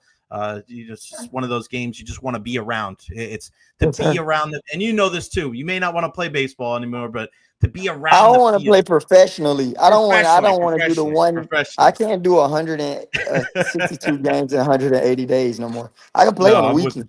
Yeah, you like, and just being around the field, right? Yeah, yeah. Just being If you're around a the game. baseball guy, you know the deal. Just being around the field, the dirt, the grass, the baseball, the crack of the bat, the way that the ball sounds when it hits the glove, there really is nothing Yep. like it. All right, we'll Yes, spread sir. that message out to everybody. The one and only Dee Gordon, 2-time MLB All-Star, and of course, Silver Slugger. Don't get it twisted. And if you don't believe in him, you're getting the HeFo. D, You gotta appreciate go. it, man. Appreciate you, brother. See you, buddy. Take care. Good stuff. Dee Gordon in the house. Unbelievable, man. Really good stuff. And he was mentioning Calvin, Big Ruck, as I like to call him, Calvin Rucker, Tampa Catholic. I know he went to Tampa Catholic here. Did so many different things. I mean, this is a young man that is, I'm just so proud of him. You want to talk about a guy that used baseball as an opportunity to continue to build and to do so many incredible things with his life. And his cousin's Curtis Granderson, if you remember him, MLB All-Star himself. And I remember I was in Plant City years ago, and I met Curtis Granderson. Calvin introduced me to him. I love that, man. Baseball and sports for the community and helping people grow. Like, that's what it's all about, man. It really is. It's just an incredible chat that we had right there with Dee Gordon, blacksheepfarms.com. Vertical hydroponics for schools and hospitals. Think about that. It's almost like he's almost like the modern era Ricky Williams in a way, where Dee could have still played Major League Baseball, but now he's gotten to the point of like, and I get it. It's hard, man. It's an arduous task to be able to get up every single day, go to the field day after day after day. And the priorities change. And I've had this conversation with baseball, so different than the other sports, right? For different reasons, right? And football's obviously, I think it's just the toll on your body and just all the stuff that you have to deal with, right? And same thing with hockey too. And basketball, maybe it's a little different as far as the travel and, running on the hard court. Like, that's not easy, man, especially for your legs and your knees and your ankles. But for baseball, it's just such a grind. They talk about the dog days of summer. And if you're a guy and you've done it all and you've won a couple of, or if you've made a couple all-star teams, you've won a Gold Glove, you've won a Silver Slugger, you've been around the game your entire life, you grew up with your dad being a big leaguer, you get to the aspect of, at some point, you start looking at your family, you start looking at, you being a dad, and you look at your other passions, and life is all about balance, man. And it's all about priorities and what you want to do with your life. My dad says this a lot. There's often the toughest decisions that you make in life are the best ones, right? It's not arguable. The toughest decision that I ever made in my life was to move to the state of Florida. And it sucks not being close to my friends and family and only seeing them a couple of times a year, but I knew that it was the best thing for me. I knew that was the only way that I was going to be able to achieve my dreams, was getting out from where I was at and really being able to spread my wings and to put myself into an uncomfortable position to try to create a life and a brand of my own. And that's what I've done so far. But as time goes by, you start thinking about what's really important in life, right? What do you prioritize? And a couple of years ago, when I was kind of figuring things out, and, I really focused on work-life balance. And that was something that really pushed me to, develop different friendships and different relationships and really find some happiness. And listen, it's not the end all be all of, all right, I figured it out now, and now I'm going to be great for the rest of my life. No, I mean, sometimes you have those, moments, those come to Jesus meetings, maybe with yourself, and you have these realizations of, all right, I need to check myself, or all right, I need to make a change here. All right, this is where the adjustments that I have to make so that I can be successful, and at the end of the day, so I can be happy. My dad, who busted his ass, working 3 jobs as a kid, growing up, I didn't get a chance to see my dad very much. He didn't come to a lot of my games because for him, he wanted to make sure that we had a roof over our heads and we had food on our table. And, he would always tell me, and he tells me to this day, he's like, you only live once, man. You only live once. Be happy, be around people you love, make decisions that, gives you real, true satisfaction in life. And that's part of the reason why I love doing what I do, because I get to do it at my own speed, on my own time, and to deal with the people that I deal with and the people that I consider friends and colleagues. I don't have anybody on the show that I don't want or need on the show. And this is another great example, bringing this guy in. It's our pal Eddie Encina on the program, the OTC, the original Eddie Encina, Tampa Bay Times. He's the traveling fool, as they call him out there. You're back in Tampa, aren't you? I think so. I think the dog and the briefcase gave it away. I think so. I think I'm back. And sometimes I got to double check, though. Yeah. So take us through your travel exploits over the last 72 hours. Okay. So first off, before I start this, like I said this on social yesterday or 2 days ago, whatever day it is it like, I know bad travel days are like first world problems, right? And, I love my job most of the time. But actually I thought it was interesting the way a lot of fans actually think that we still travel with the team.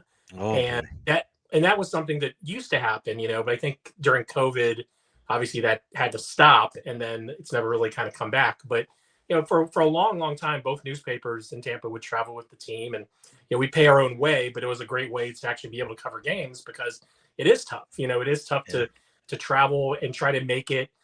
Every sport has its own obstacle, right? I mean, when I covered baseball, the tough part was, you're in a city for 3-4 days, right?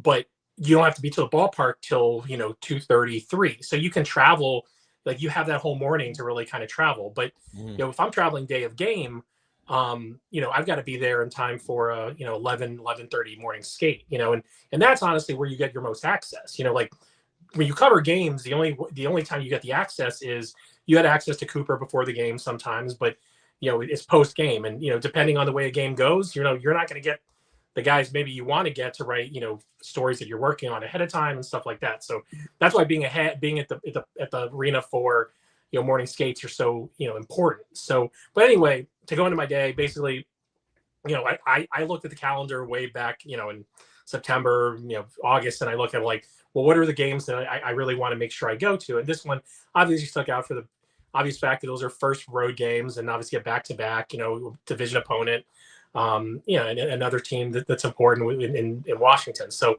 but obviously the Boston game was a 1:00 game. So my plan, as I planned it out, was I was going to fly out Monday morning, get there around 10:00, go right to the arena.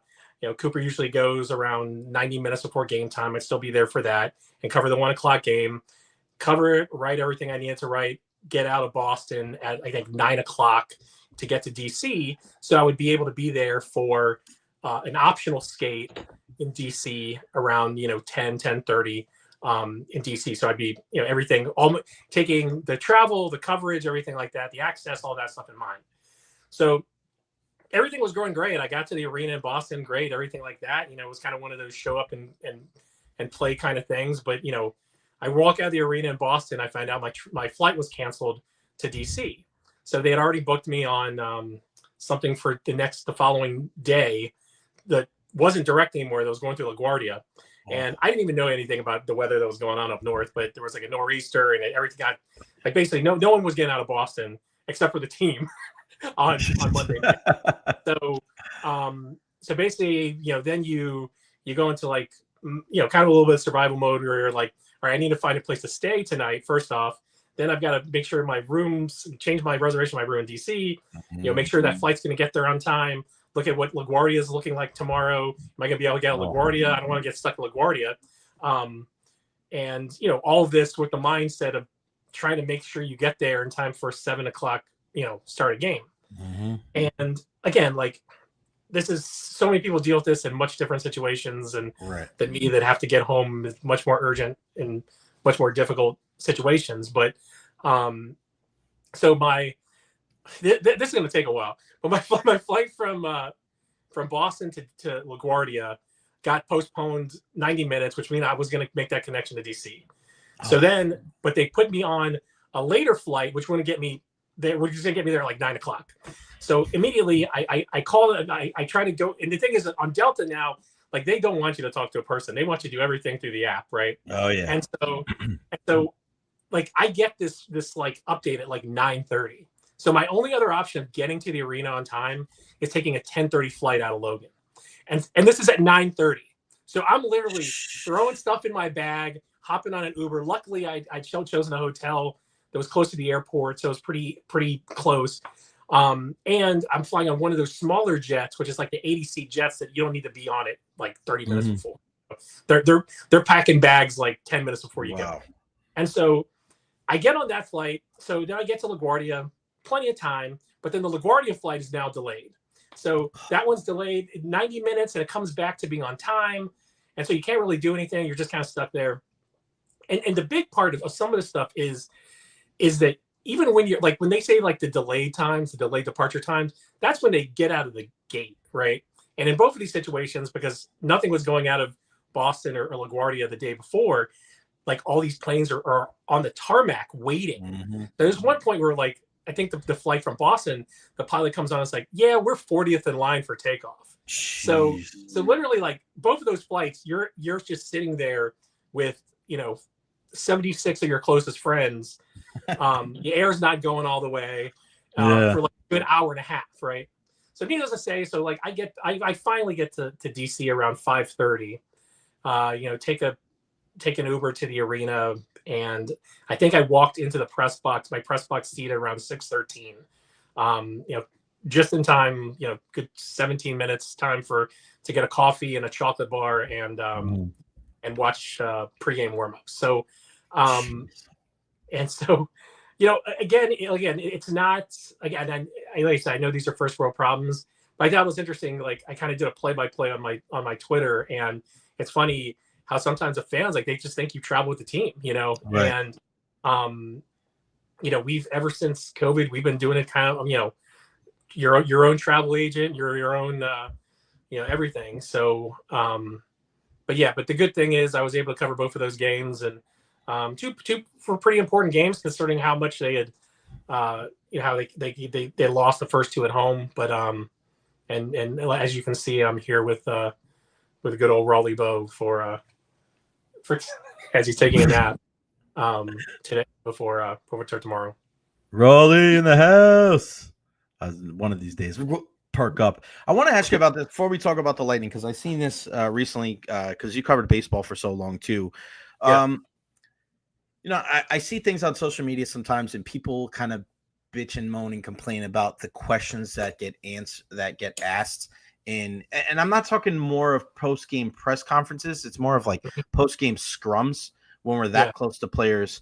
And the sensitivity of the questions that are being asked to players that just had either a tough performance or just had a really bad loss, or their season ended. And one thing that I've been trying to articulate on social media is, if you've never been inside of a locker room on the day a team gets eliminated, you really have no grounds to stand on when it comes to, oh, that was a softball question. Because for me, my thing is like, it's almost like walking into a funeral. You're super respectful. Nobody's talking. There's no side chatter. You're certainly not laughing and making light of the situation. But in a situation like that, you don't really need to hit anybody over the head with specifics. You kind of just say what you need to say and kind of give them the floor for as long or as short as they want to go. Do you agree with that sentiment? And can you expound on that a little bit? Yeah. So the funeral anecdote is pretty accurate. I think that, and especially in baseball, I covered the Orioles for 7 years, and, and especially a team that makes the playoffs, I think, if you're covering one of those teams that's in last place, like, they know the end's coming, right? Mhm. And, they have time to kind of mentally compartmentalize. There's a lot of disappointment, that carries over, right? But I actually covered, I think it was 2015. I covered one of those do or die wild card games. There was a walk-off in the 10th inning. And, Toronto, Edwin Encarnacion hit a home run to walk off in Toronto to beat the Orioles. And, but it's tough to cover, one, because, it changes like that. And you have two game stories that are this team's advancing to the next round of the playoffs or their season's over and on one pitch, right? Mhm. And so, one, you've got to be like, as a reporter, you've got to be mentally prepared for both ways, right? And then when you walk into a clubhouse after they've lost and their season is over, it is like, I don't want to say it's walking on eggshells, but I do think that you are super sensitive to the magnitude of the moment. And It's very fragile. It's very and fragile. it is fragile. And at the same time, I don't think there's anything, like I remember that game, Ubaldo Jimenez gave up the walk-off homer, and we talked to him after that game, and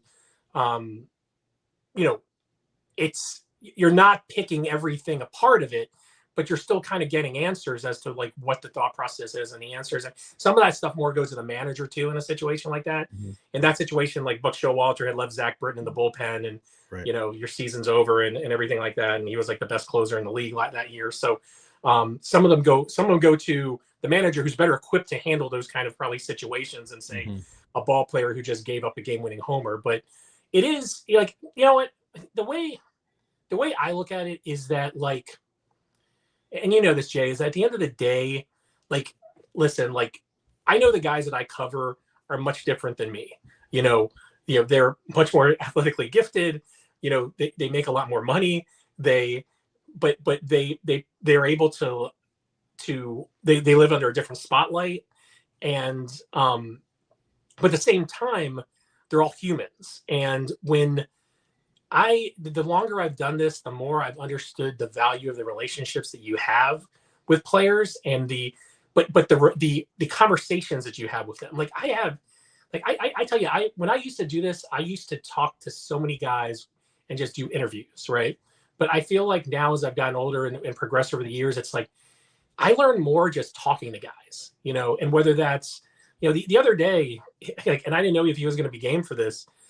I actually brought my iPad into the room and I asked Braden Point to break down a power play goal with me, and we know from watching Pointer, he's like one of those guys who's constantly, breaking down, stuff on the tablet, on the bench. And like I said, I didn't know if he was going to go for it or not. Like, I think me and Braden have a really good relationship, reporter player relationship, but he dug in, and it was great to hear. And I think that some of these things, when these guys know that, like, and I think this is tougher now, and I think that's why it's probably more important. I think that there's become this more separation between player and media. I think, like, they just generally look at you as someone who's, maybe, got some gotcha stuff on them, and Adversarial kind of thing. Right. Adversarial kind of. But, Why do you think that is, Ed? Well, I think because there's less, and I'm not saying you're wrong in any form or fashion, but I just feel like, is it because there's less traditional media where there was a higher level of journalistic integrity, where I never had to worry, like, nobody's ever told me about journalistic integrity, but I always thought about it. I always was cognizant of it because I was a kid that grew up reading the newspaper. I still do. Right. So I always understood. And the guys that I learned from, right. Like, I mean, I learned from, in this industry, I learned from Rick Stroud and Tom Jones, and you know what I mean? Like, and those guys. And then, over time, you learn from Topkin and Erlinson, and, you learn from those different, and Greg Allman, like, you learn from all these guys that, over the years you kind of look up to, and you see how they go about their business, and you try to emulate that, even though I was a radio guy with ugly shoes.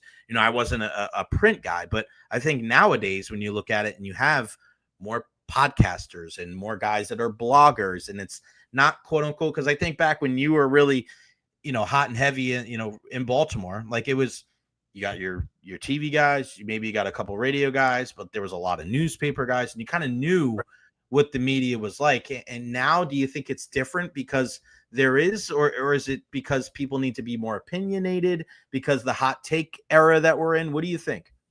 I think there's a couple things. One, I do think that reporters and local media were a lot more embedded with teams.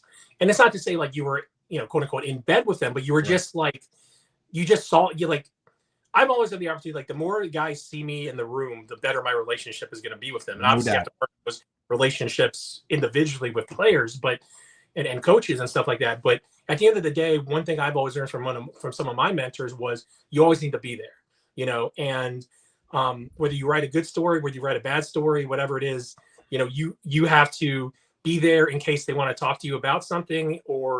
And I just think that nowadays some of that stuff has kind of gone a little bit by the wayside. The more I don't want to call it accountability, but it kind of is that, you know what I mean? Like there's a lot, sweep in and dive kind of people that come in and, and kind of do that. But also too, I do think that there's just like a general feeling that there is a little bit more gotcha to it, and like I'm sure I think there's just a lot of guys now who look around and see like the media scrum. They just don't know the guys, you know what I mean? Like, so then it just becomes, they're the media, right? Like, it's not like, well, there's Ed, Eric, and Deandra, you know what I mean? It's like, that's the media, right? And then you combine that with some of the team media, which has obviously become much more Gabby and Ben, much more prevalent now in over the past 10, 15 years, that the teams have done a great job of creating their own content too. And then it just becomes this bigger scrum unless you work at it, and because it changed, and that's the thing for people that are watching us and don't understand, the Lightning is the most unique media in Tampa. As far as like who covers the team, because we just look at the dichotomy between game 1 and game 2. And game 1, and listen, we're not blaming any of our colleagues on the TV side, because they only go where their bosses send them to go, right? Like that's really, at the end of the day, when you see certain people there, like that's just the way it goes. I don't know. It's not a blame thing, but it just, when you go to a Buccaneer game and Buccaneer practice, pretty much everybody's there that covers the Buccaneers. And there's a lot. That contingent is number 1. And it's lesser for the Rays, lesser for the Lightning, and then lesser for USF and Rowdies. But the Lightning, it's very unique because there's almost like first game, playoffs, all the TV guys are there. All the kind of ancillary people are there. And then you have game 2, and you look in the press conference room, and it's literally Tom Layberger from the Tampa Free Press, Corey Long from NHL.com, Deandra Lou from the Hockey News, Ed from the Times, Eric Erlinson from Lightning Insider, myself, Ben Pierce from the Lightning, and Gabby Shirley from the Lightning.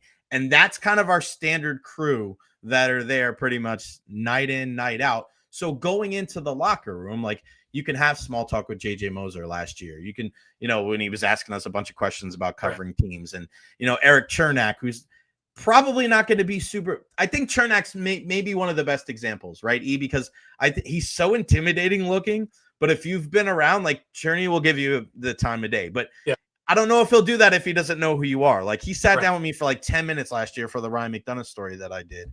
But it's a unique thing, like covering the Lightning, especially in a market like this. It's really, and you've covered the other teams here too, so you get it. But it is fun. But showing up, Ed, right? Showing up and being there, whether you write a good article or a bad article, like I do think that there's a level of accountability that if you just talk about the team from the outside and you never show up to a game and you never go into the locker room, like you may think your opinion is just as valid, but there's also things that you're able to glean when you are in that locker room that you wouldn't be able to if you just watch the game on television. Right. And I think too, our market, our beat is super unique, and then it gets smaller, obviously, when you talk about the road games too, right? I mean, it's good and bad too, because I do think that I'm able to form better relationships with guys on this team versus if I cover the Leafs, or if I cover the Rangers or the Bruins or whatever like that, but also those players probably are under less of a microscope than they would be if they were in Toronto or whatever too. And I think sometimes, that's something that I think they understand. But at the same time, sometimes I remember sometimes after a loss, like on the road, and you walk in and like, you'll see 5 guys staring at you at their stalls and being like, "Don't you come up to me," but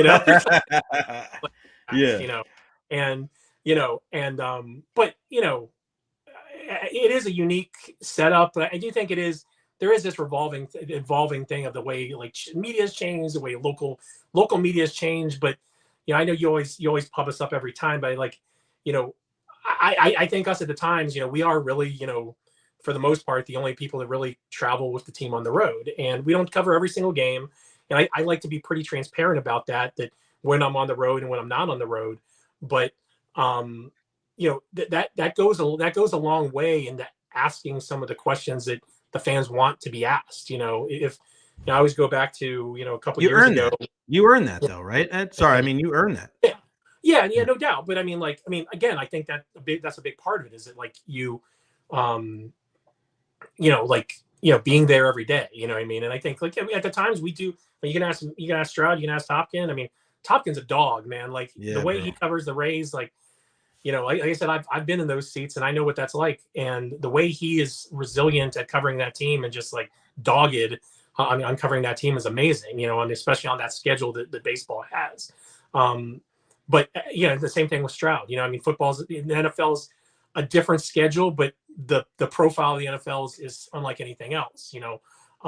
But at the end of the day, it's one of those things where like, as much as local journalism's changed, as much as newspapers have changed and everything like that, and some people can make the joke of like, what's a newspaper anymore? Like guys nowadays don't even know what a newspaper is. It's like we're still working to do really good journalism, and we're the ones that are out there asking a lot of the tougher questions, especially on the when the fans are the ones that want to know those answers.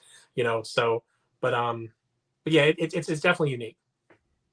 All right, before I let you go, man, we went through 20 minutes of how to cover a professional sports team, which I think is good every once in a while to do something a little different. But all right, from covering this team for the first, week, 2 weeks now, what's your general assessment of this club so far? I mean, we don't have to talk about the face-offs, but everything else with this team, like what do you see from the stars, from some of the second, third line, fourth line guys, and Andrei Vasilevsky through their season so far through these 5 games?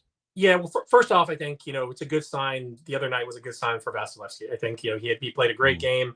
The stat line probably doesn't show it, but I think that, I think he's okay. I think we're going to be okay with number 88. I like what I've seen out of the middle 2 lines. I think that move of moving Gensel down to the Cirelli line's been great. I think that Gord line's kind of showing a little bit of that third line presence that you need. Mm-hmm. I think we need to see a little bit more from that top line right now. I think they've been unlucky on occasions, but at the end of the day, the difference between, being, 0-1-2 and maybe being 3-1 at this point is really a couple plays, it's just, a couple of some of these kind of mental mistakes that they've made that you really don't see too often coming into the season from the Lightning. You might see it in January or, December when they've already have like 20, 30 games under the belt. It's a little unusual to see those kind of mistakes this early on. And I think, once you play a couple games and get no points out of them, you start to press a little bit more. I mean, I know people talk about the play that, had been trying to find Gensel on the penalty kill that led to the goal, the game tying goal for Washington, that, a team that has really been struggling on the power play, that tied that game. And that's a big moment, right? Yeah. There's the Chernak pinch a couple of nights ago that springs a 2-on-1. And these are plays from guys who are usually very sound, in terms of knowing where to be, knowing the right play, knowing where to go. So I think that stuff, anyone in that room will tell you that's stuff that they have to clean up. And, but at the same time, at the end of the day, you can't have a bad start in hockey, because then you're the Buffalo Sabres every year, right? You're chasing, right? Right.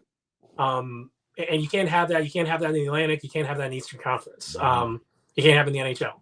But I do think there's some bright spots to look at. And as long as they can just kind of get some of these brain cramps, I guess, out of the way, I think they'll be okay. Like I said, this is a tough schedule right now. These back-to-backs. I think it was a little interesting that they actually chose to come back to get that practice day in. Come back home to get that practice day in today before going back on the road. So with the 2 back-to-backs in the span of 6 days is pretty unique. But JoJo carried the weight the other day in Boston, no doubt.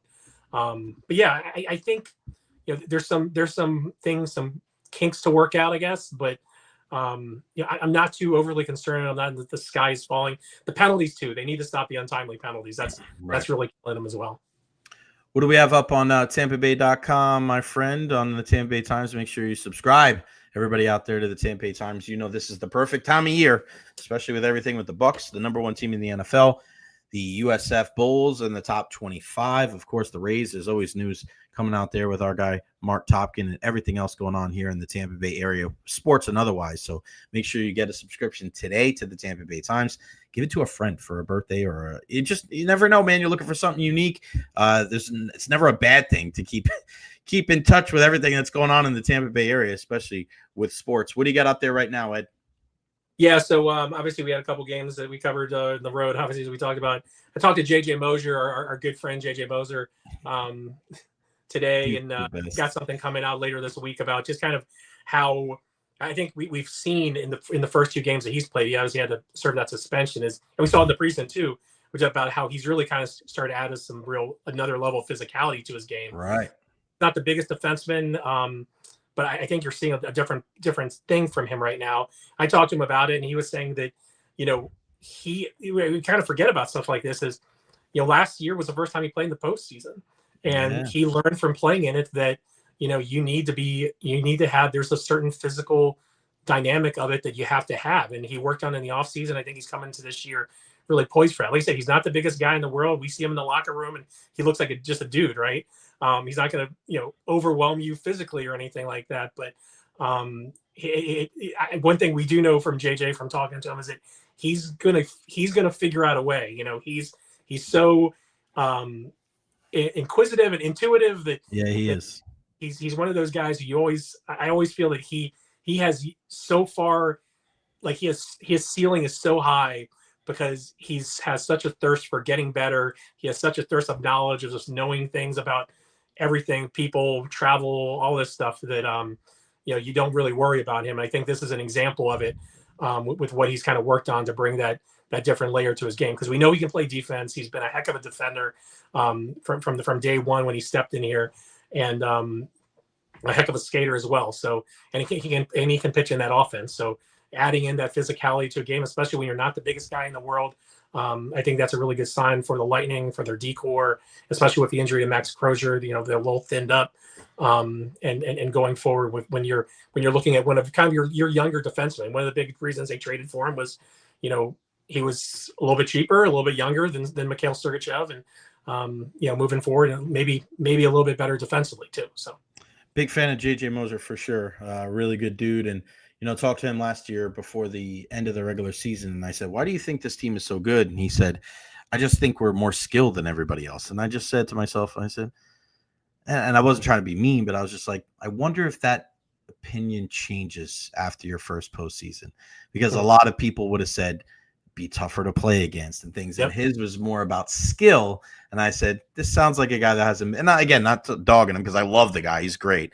But it sounded like a guy that needed to go through the rigors of the postseason. Now that he has, it sounds like he's matured. And the sky's the limit. A guy like that who's always got a thirst for knowledge, I think the sky's the limit for sure for JJ Moser. Again, guys, subscribe to the Tampa Bay Times today, TampaBay.com. Go check them out, TampaBay.com/sports. It's one of my bookmarks. I check it every single day. Ed in the yard, Eddie on the ice.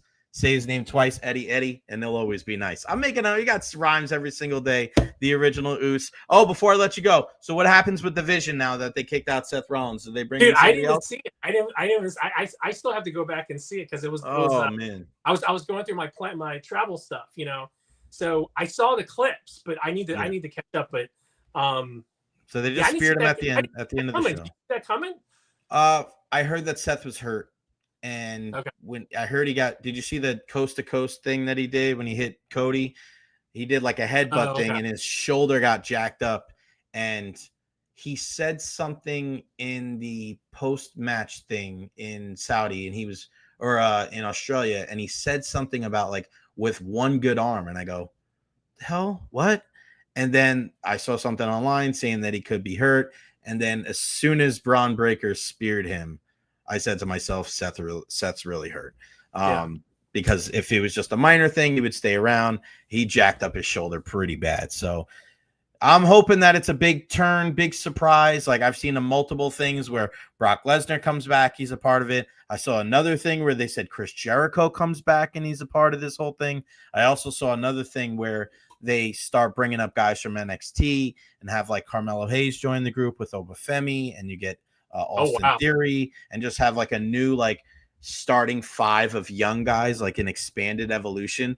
And then they run roughshod through whoever's their opponents at War Games. So, and then you just go over on everybody, and then it culminates with either Seth coming back, because Seth was supposed to, from what we're hearing, Seth and Roman at WrestleMania next year. But when Seth comes back, he's going to be a babyface. Roman's going to be. So I don't see how that happens. If anything, you might see him tag up. It's very strange, but it's clear that Breaker is kind of like one of the up and risers, and he kind of has to be right now. He has to be, but I still think he's got a long way to go, because he makes some mistakes in the ring. He's still super athletic. Like they didn't want this to happen until next year, which was good. Right. Like the slow burn, the slow marinade on some of these guys. There's no reason to rush him. He's still got a lot to go. He's a freak athletically. He's so freaking young too, but I really like Bronson Reed. I think he's been the better of the two of those guys the last couple of. He's really come into his own. He's a little older too, so that makes a lot of sense. Ed, always appreciate your time, my friend. Always chucking up the one, and we always acknowledge the OTC. Ed Encina. Have a good weekend, man. Talk to you next week. Thanks, buddy. See you later. See you, buddy. Bye, Raleigh. Raleigh, the one and only. Yeah, beautiful. Raleigh in the house. It's a beautiful thing. All right, guys, it's going to wrap it up for me. A big thank you to everybody that joined us on the program today. Dr. Rodriguez with the Evara Health Injury Report. Unbelievable stuff there. Also with Dee Gordon, Dee Strange Gordon with the Farm League. How cool is that? Badass. And, of course, everyday Eddie Encina. Eddie in the yard, Eddie on the ice. Say his name twice, so we'll treat you nice. Really, really good stuff there. A big thank you to our partners here on the program. Honest Hammer Custom Builders, LLC, 813-244-0956. And, of course, Evara Health in the house, man. Appreciate my partners every single day doing what they got to do to support us here on the program. Follow me on all social media platforms, Facebook, YouTube, Twitter, Twitch, TikTok, Instagram. Like and subscribe on YouTube. All the social media content we put out. Do what you can to help us out. Couldn't do this without you. And, of course, all the super chats. 4 super chats today. Chan and Eddie and Evolve, and Eddie with 2 today, baby. We love it. Eddie, Evolve, Eddie, and Chan. Thank you guys so much for all the love and the support. I could not do this without you. All right, guys. Everybody have a wonderful Thursday, whether you're here in the Tampa Bay area or abroad. And we'll see you tomorrow at noon right here on the Jay Recher Podcast. I'm gone.